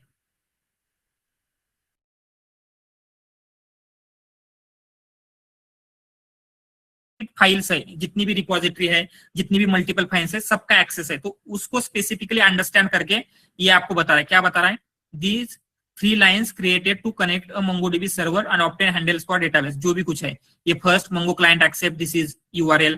तो अगर समझ में नहीं आता था, अभी ये पढ़ने के बाद आपको एक आइडिया आ जाएगा क्या? यस। तो कैसे किया हमने, जो भी पार्ट समझ में नहीं आया उसको सेलेक्ट किया, राइट क्लिक एंड यहाँ पे एक्सप्लेन पे क्लिक किया है, ठीक है। एंड देन यहाँ पे आप क्या कर सकते हो, ये चार्ट हो गया, न्यू चार्ट क्रिएट करना है, यहाँ पे बटन दिख रहा है न्यू चार्ट का, उसके ऊपर क्लिक करेंगे, न्यू चार्ट ओपन हो जाएगा, ठीक है। एंड वन मोर थिंग, यहाँ पे आप जितनी फाइल्स ओपन रखोगे उतनी फाइल्स का ये क्या करता है, रेफरेंस लेता है, ठीक है। तो मुझे कंसिडर किसी भी फाइल का रेफरेंस नहीं चाहिए, तो उसको क्लिक करेंगे तो क्या है, अभी किसी भी फाइल का रेफरेंस ले रहा है क्या यहाँ पे? नो। जैसे ही मैं इस फाइल को ओपन करता हूं, अभी इस फाइल का रेफरेंस ले रहा है, राइट। तो मैं यहाँ पे कुछ भी क्वेश्चन पूछ सकता हूं। तो यहाँ पे इसमें कुछ मेन 4 मोड होते हैं। जैसे यहाँ पे मोड के ऊपर क्लिक करेंगे, क्या क्या है, एजेंट मोड है, प्लान मोड है, आस्क मोड है, एडिट मोड है। तो ये नेम से ही आपको समझ में आ रहा होगा। सबसे first and most basic mode है आस्क। क्या हो सकता है ये आस्क मोड? मतलब क्या हो सकता है? Conversation mode. Conversation, right. जैसे आप चैट जीपीटी के साथ करते हो, आपको जो भी कुछ क्वेश्चन आंसरिंग करना है, जैसे मुझे कंसिडर व्हाट इज, क्या है, व्हाट इज, या फिर व्हाट इज लिस्ट कॉम्प्रिहेंशन, इस तरीके के जो भी कन्वर्सेशन है आप डायरेक्टली आस्क मोड में पूछ सकते हो, ठीक है। तो यहाँ पे पूछोगे क्या है, विदाउट एनी कॉन्टेक्स्ट, तो आपको एक ये नॉर्मल आंसर जनरेट करके देगा। बट आपको किसी स्पेसिफिक फाइल के बारे में ये क्या कर रहा है, एक्सप्लेन कर रहा है, देन यहाँ पे विथ एक्सप्लेनेशन सब कुछ दे रहा है, विथ कोड एवरीथिंग। बट मुझे क्या करना है, इस फाइल में से स्पेसिफिक किसी के बारे में पूछना है। तो मैं इसके ऊपर क्लिक करूंगा, तो अभी क्या होगा, ये फाइल ओपन हो गई है एंड इस फाइल को ये एज अ कॉन्टेक्स्ट ले रहा है। तो मैं क्या पूछ सकता हूं, जैसे which give me Mongo connection string. तो ये कहां से देगा, अभी जो भी मैंने क्वेश्चन पूछा है, ये जो टेस्ट फाइल है .py फाइल है, उस फाइल का एज अ रेफरेंस यूज करके आंसर देने वाला है। यहाँ पे जब कुछ भी नहीं था तो ये क्या कर रहा है, जस्ट जनरल जैसे चैट जीपीटी के साथ कन्वर्सेशन होता है वैसे। बट अभी क्या हो रहा है, वो इस फाइल को एज अ रेफरेंस लेके आपको आंसर देने वाला है, ठीक है। तो आस्क मोड समझ में आ रहा है कि आपको कोई भी क्वेश्चन पूछना है, जैसे आपको कुछ भी इंफॉर्मेशन चाहिए वगैरह, तो आप क्या कर सकते हो, आस्क मोड का यूज करोगे, ठीक है। देन नेक्स्ट मोड है प्लान। क्या हो सकता है प्लान? मतलब आपको कुछ प्लान करना है। जनरली इस मोड का उतना यूज नहीं होगा, बट नेक्स्ट लेते हैं एडिट मोड। एडिट मोड मतलब क्या होता है, लेट्स सी। तो आस्क मोड में क्या होता है, आपको जस्ट यहाँ पे क्वेश्चन के आंसर या फिर एक्सप्लेनेशन मिल जाता है। बट एडिट मोड में क्या होगा, सिर्फ यहाँ पे लेफ्ट साइड में जो चार्ट बॉक्स है वहां पे आपको क्वेश्चन के आंसर नहीं मिलने वाले हैं। उसके साथ साथ क्या होगा, जो आपकी ये फाइल्स है उन फाइल्स में चेंजेस होंगे।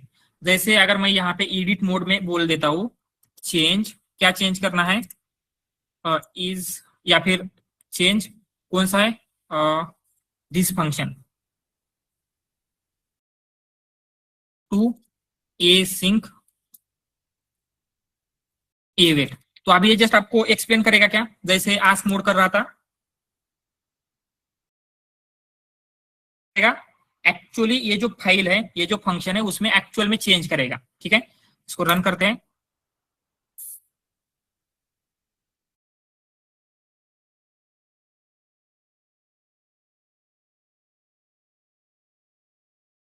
ठीक है। देन ये रन कर रहा है एग्जैक्टली। तो क्या हुआ, क्या क्या, ये जो रेड है, रेड मतलब क्या होगा, रेड डिलीट हो जाएगा। तो आप क्या कर सकते हैं, ईच कंपोनेंट वाइज सेलेक्ट कर सकते हैं। अगर अनडू किया तो क्या होगा, ये डिलीट नहीं होगा, कीप किया तो ये डिलीट हो जाएगा। तो आपको क्या रखना है क्या नहीं, आप यहां से सेलेक्ट कर सकते हो। अगर मैंने यहाँ पे कीप किया तो जो भी रेड फाइल्स है, रेड में है वो निकल जाएगा, ग्रीन में है वो ऐड हो जाएगा। तो कीप करेंगे तो क्या है, आपका जो नॉर्मल फंक्शन था अभी async await में कन्वर्ट हो चुका है, ठीक है। तो आस्क एंड एडिट दोनों में डिफरेंस समझ में आ रहा है। आस्क क्या करता है, सिंपली आपके क्वेश्चन का आंसर देगा, एंड एडिट क्या करता है, यस सर एडिट एक बार और बता दीजिए। ठीक है। तो जैसे कंसिडर मुझे एसिंक फंक्शन क्या होता है इसके बारे में जस्ट इंफॉर्मेशन चाहिए, तो मैं क्या करूंगा, आस्क के ऊपर जाऊंगा एंड उससे पूछूंगा what is async await, and मे भी उसको बोल सकता हूं how to convert this function into async await. तो ये क्या करेगा, आपको एक्सप्लेनेशन देगा, ठीक है। एक्सप्लेनेशन तो दे रहा है, बट ये जो आपके एक्चुअल फाइल है test.py उसमें कुछ चेंज कर रहा है क्या? नो, ये जस्ट आपको गाइड कर रहा है, ऐसे बोल सकते हैं। बट ईडिट में जाएंगे तो ईडिट क्या करता है? यस, आपके कोड में चेंजेस करेगा। ये जो ओरिजिनल कोड है आपका, इसमें चेंज कर रहा है। समझ में आ रहा है? आस्क सिर्फ एक्सप्लेन करता है, सिर्फ आपको बताएगा, बट ईडिट एक्चुअल में आपका कोड को चेंज करता है, ठीक है। समझ में आ रहा है ना?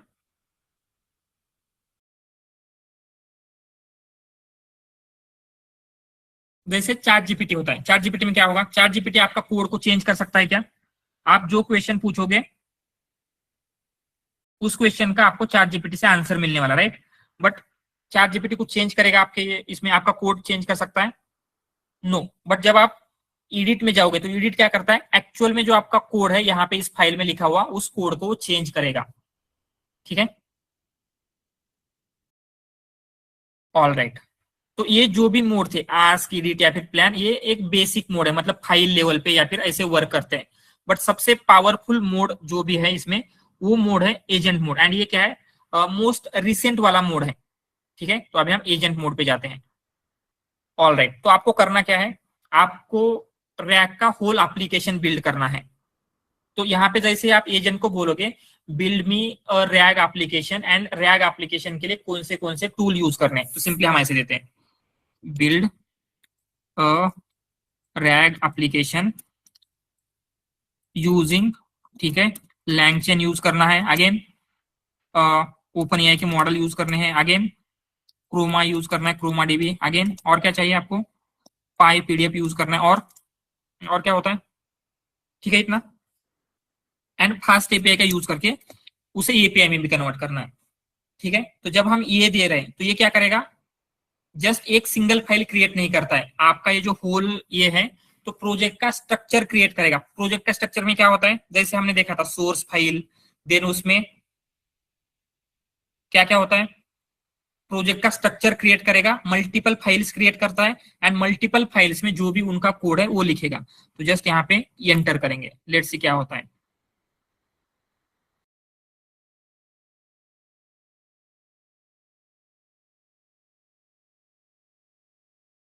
तो ये क्या है, वो खुद से थिंक कर रहा है कि उसको क्या क्या करना चाहिए, एवरीथिंग।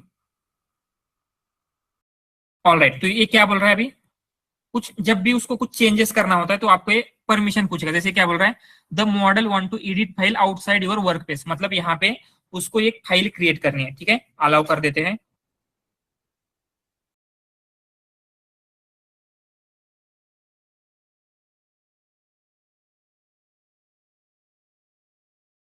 तो ये क्या करेगा, ये जो आपका होल फोल्डर है, इस फोल्डर को रीड करेगा, उसमें क्या क्या इंफॉर्मेशन है ये खुद से रीड कर रहा है, उससे क्या क्या फाइल्स क्रिएट करनी है वो खुद से क्रिएट कर रहा है।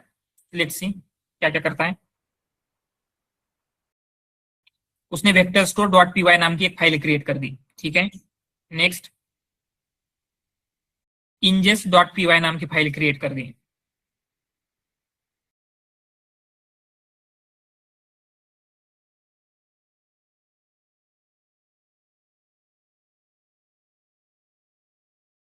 मेन डॉट पीवाई क्रिएट किया है। तो ये क्या है, मल्टीपल फाइल्स, एक होल प्रोजेक्ट का स्ट्रक्चर क्रिएट करके दे रहा है। यहाँ पे रिक्वायरमेंट डॉट टीएक्सटी भी क्रिएट किया है अभी।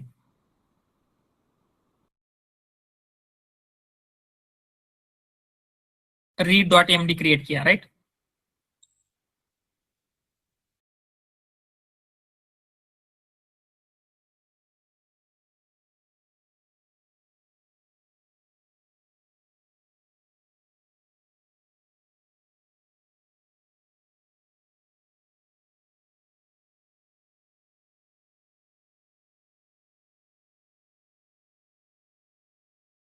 ठीक है, ये आपको ये भी बता, रन करने के लिए ओपन या एपीआई की चाहिए, यूवीकॉन वगैरह इंस्टॉल करना है, एवरीथिंग ये आपको डिटेल में दे रहा है।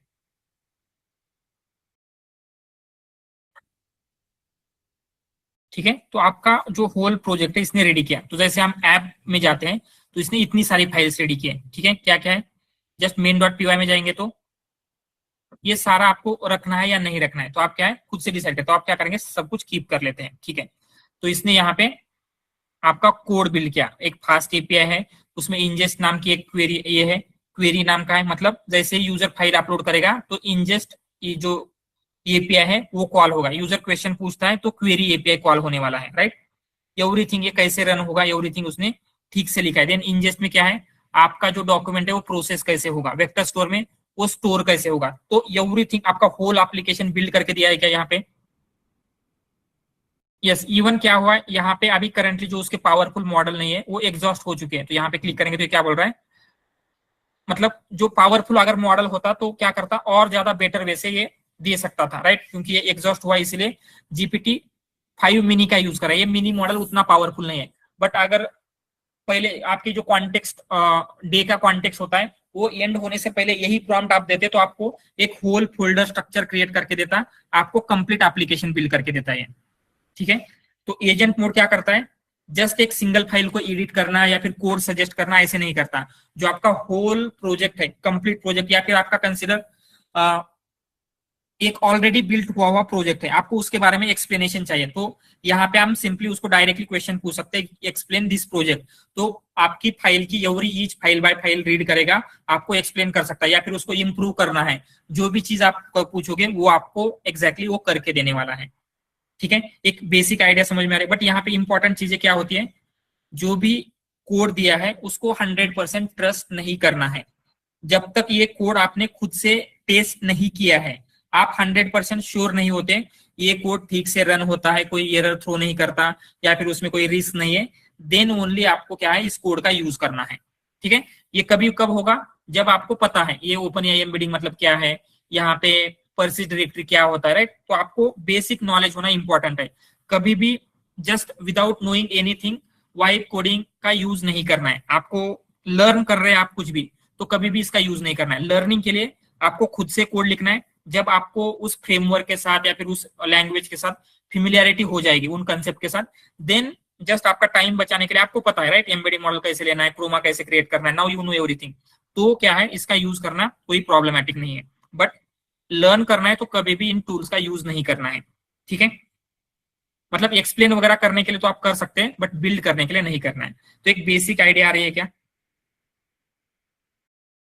सर अभी जैसे आपने टेस्ट और पीवाई जो क्रिएट करे थे हमने, जब हमने होल रैक क्रिएट करे एजेंट से, तो उसने उस फाइल को डिलीट नहीं किया, उसको कीप Yes. रखा, ऐसा Yes. क्यों? या क्योंकि उसे मे भी लगा होगा कि ये जो फाइल है आपकी कुछ यूज की है, तो उसने क्या किया, एक ऐप नाम का फोल्डर क्रिएट किया एंड उसको जो भी चाहिए इस ऐप में रखा है उसने, राइट। तो जो फाइल उसको लगती है कि बाकी की आपके किसी टास्क के हो सकते हैं तो वो डिलीट नहीं करेगा, राइट। तो अगर आप उसको स्पेसिफिकली बोलोगे जो भी अदर देन रैक के अननेसेसरी फाइल्स है वो रिमूव करो, तो मे बी वो डिलीट कर सकता है, बट ये डायरेक्टली डिलीट नहीं करेगा। एंड ये भी क्या है, फाइल को डिलीट वगैरह डायरेक्टली नहीं करता, पहले आपको परमिशन लेगा, जैसे हमने अलाउ किया था राइट ये फोल्डर बिल्ड करने के लिए। तो सेम वे में आप जब अलाउ करते तो ही वो एक्शन लेता है। सर हम क्रिए और लैंग्राफ की तरह एजेंट बनाते हैं ना, गिटहब में वैसा .md करके कुछ तो एजेंट बनाते हैं। Yes possible, that is also. तो यहाँ पे आएंगे तो ये कॉन्फिग कस्टम एजेंट्स होते हैं, ठीक है। इसका उतना ज्यादा कुछ नेसेसरी नहीं है, आप खुद के कस्टम एजेंट्स भी क्रिएट कर सकते हैं, but that is not that much important. मतलब कर सकते हैं आप फॉर सम ऑटोमेशन वगैरह, बट मेन पार्ट यहाँ पे आपको एआई असिस्टेड कोडिंग का है, ठीक है। बट अगर वो एजेंट्स बनाने के लिए भी आपको चाहिए तो जस्ट मुझे मैसेज कर देना, वो कैसे कर सकते हैं, उसके कुछ रिसोर्सेस या फिर documentation I will share with you.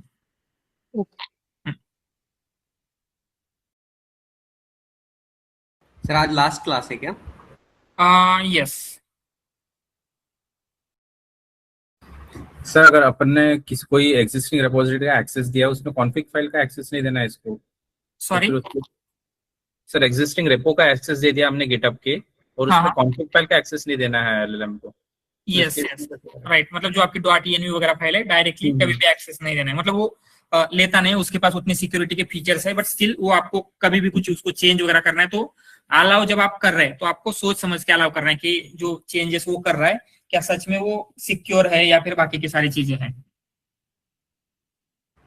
जैसे हम डॉट गिट इग्नोर में देते हैं सर कि ये फाइल को मूव नहीं करना है, वैसे यहाँ पे कुछ ऑप्शन होता नो, है क्या जिसमें यहाँ पे ऐसा कुछ ऑप्शन नहीं है, बट वो क्या करता है जितनी भी फाइल है, बट हम यहाँ पे स्पेसिफिकली उसको कौन सी फाइल ऐड कर सकते हैं वो दे सकते हैं। जैसे यहाँ पे कंसिडर आपको इस vector DB main dot P Y सिर्फ इन दोनों के ऊपर क्वेश्चन चाहिए, तो आप क्या होगा, ये फाइल ओपन करोगे तो सिर्फ इसी का कॉन्टेक्स्ट लेगा, ठीक है। ये फाइल हमने लिया, और कुछ फाइल ऐड करना है तो फिर से एक और फाइल आप ऐड कर सकते हो। तो क्या होगा, सिर्फ इन 2 फाइल के ऊपर ही आपका चेंज होगा, बाकी की तीसरी फाइल का यूज नहीं होगा। तो कौन सी फाइल पे करना है, चेंजेस करना है या फिर एक्सप्लेन करना है, वो हम यहाँ पे ऐड कर सकते हैं।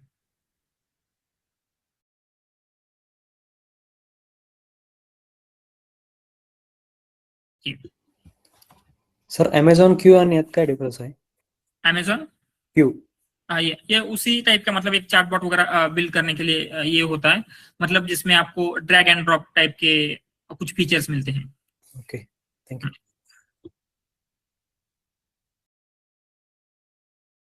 सर VS कोड में हम कितने टाइप के एक्सटेंशन से कितने मॉडल, मतलब सभी मॉडल को कनेक्ट कर सकते हैं या कुछ लिमिटेड है?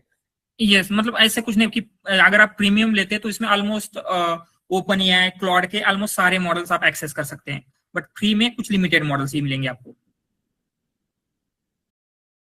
ओके, ये गेट को पायलट में अगर हम क्लॉड को डायरेक्ट कनेक्ट करें तो सर?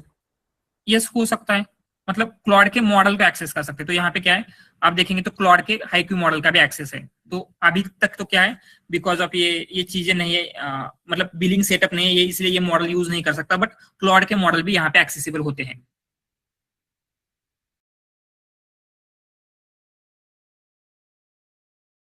सर ये को पायलट में करें हमने, डायरेक्ट क्लॉड को भी मतलब इसमें कनेक्ट हो जाता है ना? यस यस, क्लॉड भी, मतलब क्लॉड कोड भी डायरेक्टली होता है। जैसे यहाँ पे ऑप्शन दिख रहा होगा आपको, ये क्या है, ये क्लॉड का ही ऑप्शन है। जैसे यहाँ पे चार्ट का आता है वैसे क्लॉड का ऑप्शन है, but it is a paid and ये बहुत ही कॉस्टली होता है। इसलिए इवन आई थिंक माइक्रोसॉफ्ट ने क्या किया था, उनके एम्प्लॉयज को दिया था, तो उनके होल ईयर का जितना भी बजट था क्लॉड का, विद इन 2 मंथ समथिंग वो मतलब वो पूरा बर्न हो गया था। तो ये बहुत ही कॉस्टली होता है, मतलब ये बहुत ही पावरफुल है बट कॉस्टली है। धीरे धीरे क्या है, उसका अडेप्टेशन में भी हो सकता है, बट करंटली क्या है, वो कॉस्टली है। इसलिए को पायलट या फिर बाकी के आप सेलेक्ट कर सकते हो। एंड इसका भी सेम रहेगा, अगर आप क्लॉड का वगैरह यूज करना चाहते हो तो इट इज आल्सो सेम। जैसे उसमें भी ये चैट, आस्क, एडिट या एजेंट बिल्डिंग के ऑप्शंस रहेंगे।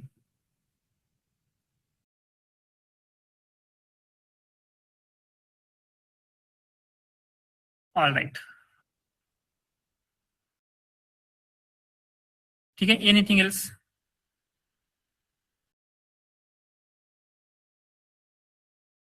Okay, few things I think, जैसे आपने लास्ट टाइम AWS का AWS की कौन सी सर्विस, लैम्बडा के बारे में किसी ने बोला था जस्ट, ठीक है। तो अभी अगेन तो अकाउंट मेरा नहीं चल रहा एंड उसके लिए कुछ रिसोर्सेस वगैरह आपको चाहिए तो जस्ट मुझे मैसेज कर देना, वो भी मैं आपके साथ शेयर कर देता हूँ, ठीक है। एंड डोंट वरी कि ये जो सीखना है इसमें एक नॉलेज, मतलब जो भी है इस डेटा साइंस या फिर AI की फील्ड बहुत ही वास्ट है, 100% किसी को नहीं आता। एंड ये जो भी हमने क्लास में कवर किया है, जो भी आपको नॉलेज है, it is more than sufficient. आप इंडस्ट्री में जाओगे, आपको पता चलेगा जो आपके मैनेजर्स हैं, जो आपके 10 years of experience, 20 years of experience है, राइट, मैनेजर्स, प्रेसिडेंट वगैरह, उनको भी इतना नॉलेज नहीं होता। आप खुद से एक्सपीरियंस करोगे, राइट, या फिर इंटरव्यू में भी आपको एक्सपीरियंस होता है, आप किसी लाइब्रेरी का मेंशन करते हो या फिर कोई चीज मेंशन करते हो तो उनको ऑलरेडी उनका नॉलेज नहीं होता। इसीलिए जो चीजें आपको आती है उसी के ऊपर फोकस करना है, राइट। बाकी की चीजें लर्न करने के लिए बहुत सारी है, तो हर कुछ आप नहीं कर सकते, राइट। जैसे अगर आप डिप्लॉयमेंट की देखेंगे तो कुबरनेटिस है, देन क्लाउड वॉच है, देन बहुत सारी चीजें डिप्लॉयमेंट के डोमेन में आ जाएगी। अगर आप बैक एंड डेवलपमेंट में जाओगे, वहां पे ऑथराइजेशन, ऑथेंटिकेशन, अगेन और बहुत सारी चीजें आती हैं। तो आपको फोकस हर जगह पे नहीं रखना है, आपको 100% हर किसी पर्सन को नहीं आ सकता, राइट, बट जितना जो आपको आता है एक knowledge sufficient as a AI engineer, not just survive, right. Industry में सर्वाइव तो जो नोटबुक हमने ली है क्लास में, उन नोटबुक का कोड है उससे तो इजीली हो जाएगा, बट ग्रो होगा आपका, राइट, क्योंकि ये जो नॉलेज है it is more than sufficient. But उसके लिए आपको 2 चीजें चाहिए, एक रिवीजन करना है, जो भी हमने क्लास में चीजें ली थी, जो भी हमारी नोटबुक वगैरह है, एंड देन उनका यूज करेंगे तो इजीली ये सारी चीजें हैंडल हो जाएगी आपको, ठीक है। एंड देन कुछ भी प्रॉब्लम आता है आपको, आपके कंपनी में प्रॉब्लम आता है, राइट, किसी प्रोजेक्ट के रिगार्डिंग कुछ समझ में नहीं आ रहा है, कुछ कॉन्सेप्ट है, या फिर किसी प्रोजेक्ट में कैसे उसका इंप्लीमेंटेशन करना है समझ में नहीं आ रहा है, एनीथिंग, मैनेजर के साथ कुछ कॉन्फ्लिक्ट हो गया, आपको समझ में नहीं आ रहा है क्या करना है, for any doubt, for any problem, you can contact मी, ठीक है। वो ये उसी तरीके से यहाँ पे क्या होता है, हम यहाँ पे ऐड कर सकते हैं, मतलब जो कॉन्फ़िगरेशन था ना, वो कॉन्फ़िगरेशन हम वहां पे दे सकते हैं उसके लिए। वेक्टरलेस रैक, ठीक है, उसका डॉक्यूमेंटेशन एक इम्प्लीमेंटेशन के करके जो एक नोटबुक है वो भी मैं अपलोड कर देता हूँ, ठीक है, वेक्टरलेस रैक की A2A, ठीक है, उसका भी इम्प्लीमेंटेशन एंड जस्ट एक्सप्लेनेशन, क्योंकि A2A मैं क्या करता हूँ अभी एक बेसिक वे में एक्सप्लेन करता हूँ, एंड देन उसका इम्प्लीमेंटेशन भी आई विल अपलोड, ठीक है, क्योंकि इसका इम्प्लीमेंटेशन था बट वो डॉक्यूमेंटेशन उन्होंने चेंज किया है, ठीक है, इसलिए मुझे भी उसका कोड देखना पड़ेगा। जस्ट मैं आपको एक्सप्लेन करता हूँ कि A2A एग्जैक्टली क्या है एक फ्यू 10 मिनट्स में, ठीक है।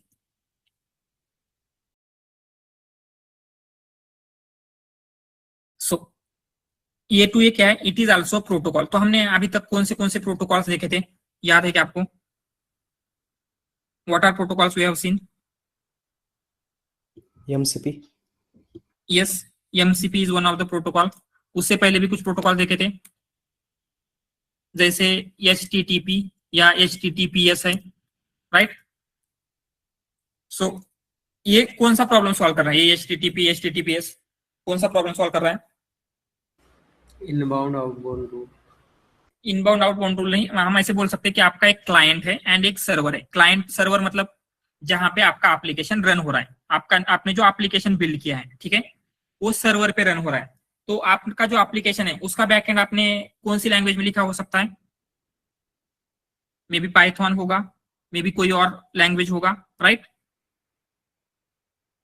तो बट जो आपका इसके साथ इंटरेक्ट करने वाला है वो कौन होता है, जो आपके सर्वर के साथ इंटरेक्ट करेगा? It is a client, right. तो क्लाइंट आपका ऑलवेज पाइथन में ही होगा क्या, अगर वो iOS से आ रहा है या एंड्रॉइड से आ रहा है या फिर वो किसी फ्रंट एंड से आ रहा है, कहीं से आ रहा है, तो वो क्या हो सकता है, किसी दूसरी लैंग्वेज में भी हो सकता है। तो आपको पॉसिबल नहीं है, क्या पॉसिबल नहीं है, आपके पाइथन के बैकएंड का ऑलमोस्ट ये जितने भी क्लाइंट हो सकते हैं, iOS के साथ इंटीग्रेशन, देन लिनक्स के साथ, विंडोज के साथ, देन माइक्रोसॉफ्ट के साथ, इन सब के साथ इंटीग्रेशन करना पॉसिबल नहीं। तो इसीलिए हमने क्या किया था, एक प्रोटोकॉल बिल्ड किया था। ये प्रोटोकॉल क्या करता है, सर्वर जहां पे एप्लीकेशन रन हो रहा है एंड क्लाइंट जो उस एप्लीकेशन को एक्सेस करने वाला है, उनके बीच का कम्युनिकेशन कैसे होगा, राइट। तो प्रॉब्लम क्या सॉल्व कर रहा है, सर्वर एंड क्लाइंट के बीच के कम्युनिकेशन। देन हमने देखा था MCP, मॉडल कॉन्टेक्स्ट प्रोटोकॉल, ये भी क्या प्रॉब्लम सॉल्व कर रहा है? Yes,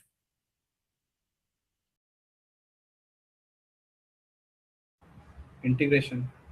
integration, right. जैसे आपके टूल्स है, आपके मल्टीपल टूल्स हो सकते हैं, राइट। जैसे वेब सर्च टूल है, पाइथन मतलब जो गूगल टूल है, ऐसे मल्टीपल टूल हो सकते हैं। तो आपके जितने AI के एप्लीकेशन है, बहुत ज्यादा टूल है, तो आपको क्या करना पड़ेगा, मैन्युअली इनका इंटीग्रेशन लिखना पड़ेगा, इस एप्लीकेशन का इस टूल के साथ, इस एप्लीकेशन का इस टूल के साथ, जैसे आपको सर्वर एंड क्लाइंट का लिखना पड़ रहा था। तो ये जो टूल एंड AI एप्लीकेशन है, उनका इंटीग्रेशन प्रॉब्लम सॉल्व करने के लिए हमने MCP प्रोटोकॉल यूज किया था। तो सेम वे में एक A2A क्या है, it is a one protocol. A2A मतलब एजेंट टू एजेंट, तो नेम से ही आपको पता चल रहा होगा ये क्या है, कौन सा प्रोटोकॉल हो सकता है, कौन सा प्रॉब्लम सॉल्व करेगा ये। Yes, agent to agent protocol. तो जब आप एजेंट बिल्ड करते हो तो क्या क्या ऑप्शन है, आप कैसे एजेंट बिल्ड कर रहे थे, आपने डिफरेंट वे से एजेंट्स बिल्ड किए थे। जैसे हमने लैंग चेन का एजेंट बिल्ड किया, राइट, लैंग चेन क्या कैसे बिल्ड कर रहे थे, जैसे क्रिएट एजेंट किया था। देन आपने लैंग ग्राफ में एजेंट्स बिल्ड किए थे। देन और कैसे किए थे, क्रू AI में एजेंट्स बिल्ड किए थे, राइट। तो ये डिफरेंट फ्रेमवर्क है। तो कंसिडर आपको क्या करना है, आपने जो क्रू AI में एजेंट बिल्ड किया था वो लैंग ग्राफ के साथ यूज करना है। तो इसका इंटीग्रेशन पॉसिबल है क्या? नो, राइट, क्योंकि लैंग ग्राफ का जो एजेंट्स रन होता है वो कैसे होता है, सॉरी क्रू AI का जो रन होता है वो crew dot Kickoff. Kick off से होता है। एंड ये लैंग्राफ डॉट इनवोक से File. इनवोक से होता है, राइट। लैंगचेन का भी इनवोक से होता है। तो इनका इंटीग्रेशन पॉसिबल होगा क्या? मतलब आपको लिखना होगा तो मैन्युअली बहुत सारी चीजें करनी पड़ेगी। तो ये जो एजेंट्स होते हैं, मल्टीपल एजेंट्स होते हैं, उन दोनों का कम्युनिकेशन का प्रॉब्लम सॉल्व करने के लिए ये A2A प्रोटोकॉल दिया गया था। ठीक है, तो पहले एमसीपी लिखते हैं,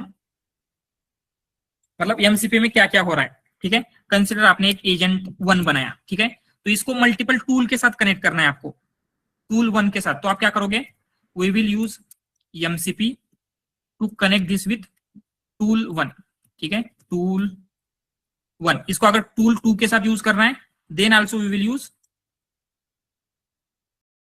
एमसीपी, राइट। तो एमसीपी का यूज करके उसको टूल 2 के साथ कनेक्ट करेंगे। कंसिडर एक दूसरा एजेंट है, एजेंट 2, एजेंट 2। तो इनका भी कम्युनिकेशन करना है टूल 1 के साथ। अगेन यहां पे लिखते हैं टूल 2 के साथ, अगेन टूल 3 के साथ। तो उसके लिए भी क्या बिल्ड होगा, मतलब एजेंट का किसी भी टूल के साथ कम्युनिकेशन करना है, किस तरीके से ये होगा, उसके लिए क्या यूज हो रहा है, MCP, right. Agent and tool के बीच के कम्युनिकेशन के लिए एमसीपी यूज हो रहा है। बट कंसिडर अभी इन दो एजेंट को एक दूसरे के साथ कम्युनिकेट करना है, तो उसके लिए क्या यूज होगा, एजेंट 1 एंड एजेंट 2 के कम्युनिकेशन के लिए A2A। उसके लिए यूज होता है A2A, agent to agent protocol, agent 1 agent 2। ठीक है, एंड यहाँ पे भी क्या है, दो चीजें होती है, जैसे हमने एमसीपी में लिखा था। क्या क्या होता है, एक होता है आपका सर्वर। तो सर्वर पे क्या होगा, आपका कोई होस्टेड एजेंट रहेगा, होस्टेड एजेंट, ठीक है, जो भी आपको कुछ करना है। एंड देन क्लाइंट पे क्या होता है, जो इस होस्टेड या सर्वर पे जो होस्टेड एजेंट है उसके साथ कम्युनिकेट करना चाहता है, ये क्या करेगा, कम्युनिकेटिंग टू सर्वर। ठीक है, एक बेसिक आइडिया है। तो यहाँ पे क्या होता है, सबसे आपको पहले एजेंट्स क्रिएट करने पड़ेंगे, देन उन एजेंट्स को क्या करना पड़ेगा, A2A में कन्वर्ट करना होता है। ठीक है, एंड कन्वर्ट करने के लिए भी दो चीजें होती है, एग्जीक्यूटर एंड एजेंट कार्ड। तो ये वगैरह क्या होता है, इसका इंप्लीमेंटेशन मैं आपको डाल देता हूँ, क्योंकि क्या हुआ था, जो लास्ट टाइम का इंप्लीमेंटेशन था, it is not running properly, क्योंकि इसका जो सिंटैक्स है उस लाइब्रेरी का, उसके लिए भी A2A SDK यूज होते हैं। ठीक है, तो यहाँ पे वो भी मैं डाल देता हूँ। जैसे एमसीपी के लिए हमने क्या यूज किया था, कौन सा एसडीके यूज हुआ था एमसीपी के सर्वर एंड क्लाइंट बिल्ड करने के लिए, कौन सी लाइब्रेरी यूज हुई थी, फास्ट एपीआई ना, fast MCP, okay. Fast MCP. तो सेम वे में यहाँ पे इसके लिए होता है पिप इंस्टॉल A2A SDK। ठीक है, इसका कुछ डिप्लीकेशन हुआ, इसकी वजह से जो मेरे पास कोड था वो रन नहीं हो रहा है। तो जस्ट उसमें क्या चेंजेस हुआ है वो चेक करके, या फिर जो दूसरी लाइब्रेरी अगर कुछ आई है फॉर A2A, उसका यूज करके उसका जो इम्प्लीमेंटेशन है, दैट फाइल इस सैटरडे को मैं अपलोड कर देता हूँ। ठीक है, बट एक बेसिक आइडिया, A2A मतलब क्या है, दो एजेंट के बीच का कम्युनिकेशन करने के लिए A2A यूज होता है। ठीक है, सो उसमें कुछ ऑथेंटिकेशन प्रोटोकॉल्स भी होते हैं क्या? नो, ऑथेंटिकेशन वगैरह आपको खुद से करने की जरूरत नहीं, क्योंकि क्या होगा, ये एजेंट जहां पे रन हो रहा है सर्वर, उसका एड्रेस हम प्रोवाइड करते हैं कि इस एड्रेस पे ये सर्वर रन हो रहा है। जैसे आपको एप्लीकेशन का अगर यूज करना है तो आप क्या करते हो, मतलब उसकी जो आईपी एड्रेस है वो प्रोवाइड करते हो क्लाइंट को, राइट। तो क्लाइंट आईपी एड्रेस पे जाके आपका एप्लीकेशन एक्सेस कर सकता है। तो सेम वे में यहाँ पे भी सर्वर पे जो रन हो रहा है उसका होस्ट एंड पोर्ट क्लाइंट को दोगे, तो क्लाइंट वहां पे जाके वो एक्सेस कर सकता है। तो ये जनरली यहाँ पे ये सारी चीजें जो ऑथेंटिकेशन वगैरह है वो वही इंटरनली हैंडल हो जाएगा, आपको मैन्युअली करने की जरूरत नहीं होती।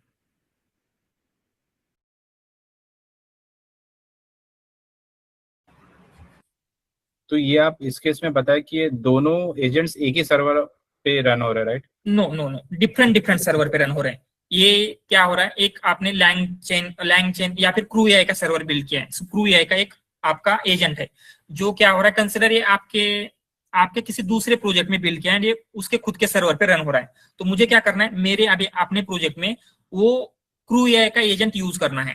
तो डायरेक्टली मैं यूज कर सकता हूँ क्या, कर सकता हूँ, बट मेरा तो होल प्रोजेक्ट लैंग्राफ में है, तो क्रू एआई का मैं एक्सेस कर सकता हूँ क्या अभी? नो। नो। तो मैं क्या करूंगा, उनके सर्वर पे जो क्रू एआई का रन हो रहा है एजेंट, उसको एक्सेस करने के लिए मेरा एक क्लाइंट बना होगा जो कि लैंग्राफ में होगा। बट क्या होगा, वो लैंग्राफ का client using this A2A protocol उस क्रू एआई एजेंट के साथ कम्युनिकेट कर सकता है।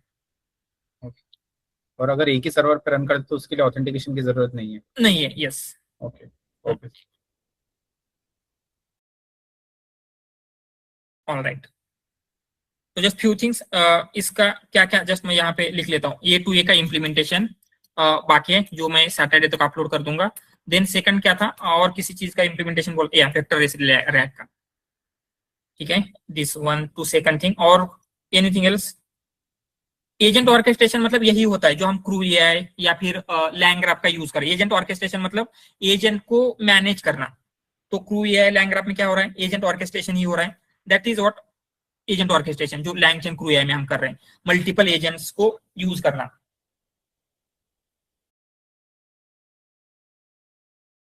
.md का यूज करके गिटहब। सो ठीक है, इसका जो रिसोर्सेस है, मतलब जस्ट मैं ये देता हूँ कि कस्टम एजेंट्स क्रिएट करना। Custom agents, just minute, custom agents इन गिटहब। फॉल बैक मैकेनिज्म मतलब क्या होता है, कंसिडर आपका कोई यूज मतलब रन नहीं हो रहा है तो क्या होगा, उसको करना क्या है। तो सिंपली जो ट्राई एक्सेप्ट वगैरह आप यूज करते हैं, यही बेसिक चीजें होती हैं। फॉल बैक मतलब उतना कुछ एक्स्ट्रा आपको करने की जरूरत नहीं होगी, ठीक है। मतलब आपका कभी कोई एपीआई का एरर आ रहा है, आपका एप्लीकेशन नहीं चल रहा है, एजेंट रन नहीं हो रहा, तो करना क्या है, मे बी यूजर को क्या रिक्वेस्ट पास करनी है, यही बेसिक चीजें होती हैं, ठीक है। उसका आपको उतना ज्यादा कुछ जरूरत नहीं पड़ेगी। प्रोडक्शन ग्रेड में तो जरूरत पड़ती होगी ना, मतलब फॉल बैक। या प्रोडक्शन ग्रेड में आपके पास बैक एंड डेवलपर्स होते हैं, राइट, जो फास्ट एपीआई या फिर इन सब का यूज करके आपका इंटीग्रेशन करेंगे। सर मतलब कुछ ऑर्गेनाइजेशन होती है, बैकएंड का काम भी हमें ही करना पड़ता है तब? तो वही मतलब आपके पास या तो एआई के टूल्स है उनका यूज कर सकते हैं, एंड उस टाइप के ऑर्गेनाइजेशन में इतने डिटेल में या फिर ये जो स्मॉलर थिंग्स है ये कोई नहीं देखता, राइट, जहां पे आप ही को सारी चीजें करनी पड़ रही है। जैसे मैंने कहा था, क्या होता है यहाँ पे लर्न करने के लिए चीजें बहुत सारी है, एंड एक ही पर्सन से ये पॉसिबल नहीं होता। तो इसीलिए जितना हमने दिया है, फोकस ऑन दैट थिंग, उतना मोर देन सफिशिएंट। जैसे ट्राई एक्सेप्ट वगैरह होता है, राइट, आपने पाइथन में पढ़ा होगा, सेम वे में उसी तरीके से चीजें है ये फॉल बैक मैकेनिज्म वगैरह, ठीक है। तो इन थ्री थिंग्स का और कुछ है क्या, एनीथिंग एल्स? एंड ये जो था AWS लैम्बडा, ठीक है, उनके रिसोर्सेस या फिर उनके कुछ नोट्स वगैरह आई विल शेयर इन जो एक्स्ट्रा नोट्स का फोल्डर है, तो इस सैटरडे तक मैं शेयर कर देता हूँ, ठीक है। एंड ये जो असाइनमेंट है लास्ट वाली, ये मैं अभी अपलोड कर देता हूँ, इट इज रेडी। इसमें जो सिस्टम डिजाइन वगैरह के क्वेश्चंस है वो एक्स्ट्रा नोट्स के फोल्डर में, देन वो भी सिस्टम डिजाइन के कुछ नोट्स वो भी ऐड कर देता हूँ मैं, सिस्टम डिजाइन, ठीक है। Alright, anything else?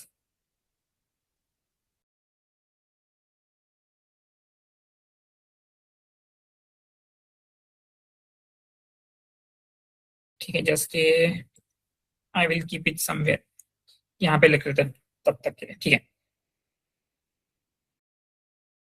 Okay then, अभी ऑलमोस्ट आपके सारी चीजें कवर हो चुके हैं, एंड इवन इसके आगे जाके, राइट, हो सकता है ये जो फील्ड है ये कॉन्स्टेंटली इवॉल्विंग फील्ड है। जैसे मे बी आपको अभी 2 महीने के बाद कोई नए थिंग्स आ जाए, कोई नई टेक्नोलॉजी आ जाए, राइट, हो सकता है, ये पॉसिबल है। तो आपको करना क्या है, मतलब आपको खुद से अगर आप लर्न कर सकते हैं, लर्न करना है। अगर नहीं समझ में आ रहा है कि कहाँ से करना है, कुछ रिसोर्सेज चाहिए, या फिर जस्ट समटाइम्स क्या होता है, आप किसी प्रोजेक्ट में फंस गए, राइट, तो आपको एक जस्ट बेसिक इंफॉर्मेशन चाहिए होती है। मे बी आप यहाँ पे लैंग्राफ का इस कंसेप्ट का यूज करो, लैंग चेन के इस कंसेप्ट का यूज करो, राइट, जस्ट इतना एक बेसिक पुश चाहिए होता है। तो फॉर दैट आप आपके प्रोजेक्ट में कहीं पे फंसते हो, इंटरव्यू में कुछ डाउट आ रहा है, मतलब कॉल शेड्यूल नहीं हो रहे, इंटरव्यू क्लियर नहीं हो रहे, anything, any doubt, smaller even small doubt है या फिर ऐसा कुछ नहीं सोचना है, you can message me personally, ठीक है, या आप मुझे कॉल कर सकते हो, we will stay in contact, ठीक है। तो इसे एज अ एंड कंसिडर नहीं करना है, दिस इज न्यू बिगिनिंग, जिससे आपका जो करियर है उसमें एआई की जो स्किल्स है उससे आपको अपग्रेड करना है, ठीक है। All right, and thank you everyone for supporting this whole batch. जैसे लास्ट फ्यू मंथ्स में मेरे कुछ पर्सनल प्रॉब्लम चल रहे थे, इसके लिए कुछ एक्स्ट्रा छुट्टियां वगैरह हो गई, तो भी आपने सपोर्ट किया इन एवरीथिंग, एंड जो भी आपके क्वेश्चंस वगैरह थे, राइट, उससे ये जो होल जर्नी थी इट वाज ब्यूटीफुल, जिसमें क्या होता है, every time I am also learning new things from you, right. जैसे जब मैं आपके क्वेश्चन के आंसर करता हूँ तो मुझे भी कुछ नई चीजें पता चलती हैं, तो for that, for supporting me and keeping this conversation going and everything well, thank you everyone. All right, and we will stay in contact. किसी भी टाइप का कुछ भी डाउट आता है, कुछ भी प्रॉब्लम आता है, ठीक है, you can message me, you can call me. Even smaller doubt होता आता है तो कुछ मतलब कुछ चिंता करने की जरूरत नहीं, you can message me directly, ठीक है। एंड देन इस संडे को आपका फाइनल इंटरव्यू होने वाला है, बी प्रिपेयर्ड फॉर इट। तो आपका रिज्यूम रेडी रखना है एंड आपका प्रोजेक्ट रेडी रखना है, ठीक है।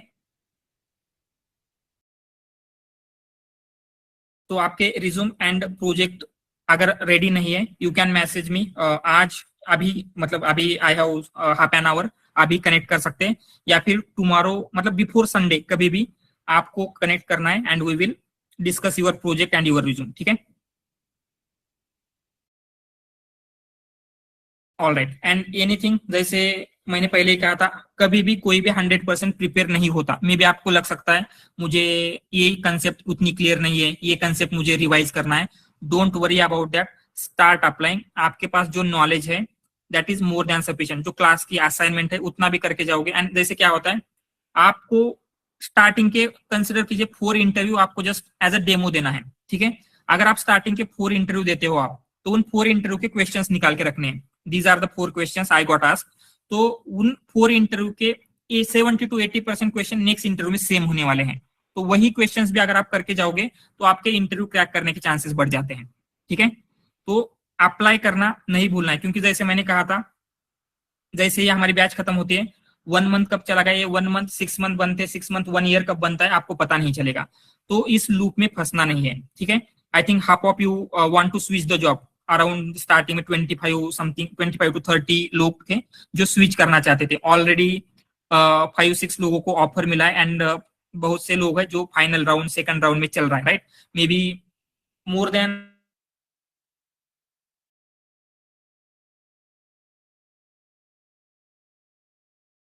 ठीक है। तो आपको भी किसी भी टाइप का डाउट आता है, इंटरव्यू, इवन कंपनी में जाने के बाद, everything, you can contact me, we will stay in contact, ठीक है। All right, okay then, thank you everyone for supporting throughout this batch, and thank you for being here. Sir मैं call के बाद connect कर सकता हूँ क्या? उस दिन कनेक्ट नहीं हो पाया था। यस यस, चलेगा, sure.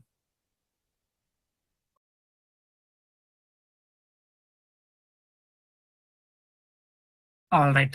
Okay then. Thank you everyone. Bye, and all the best for your career.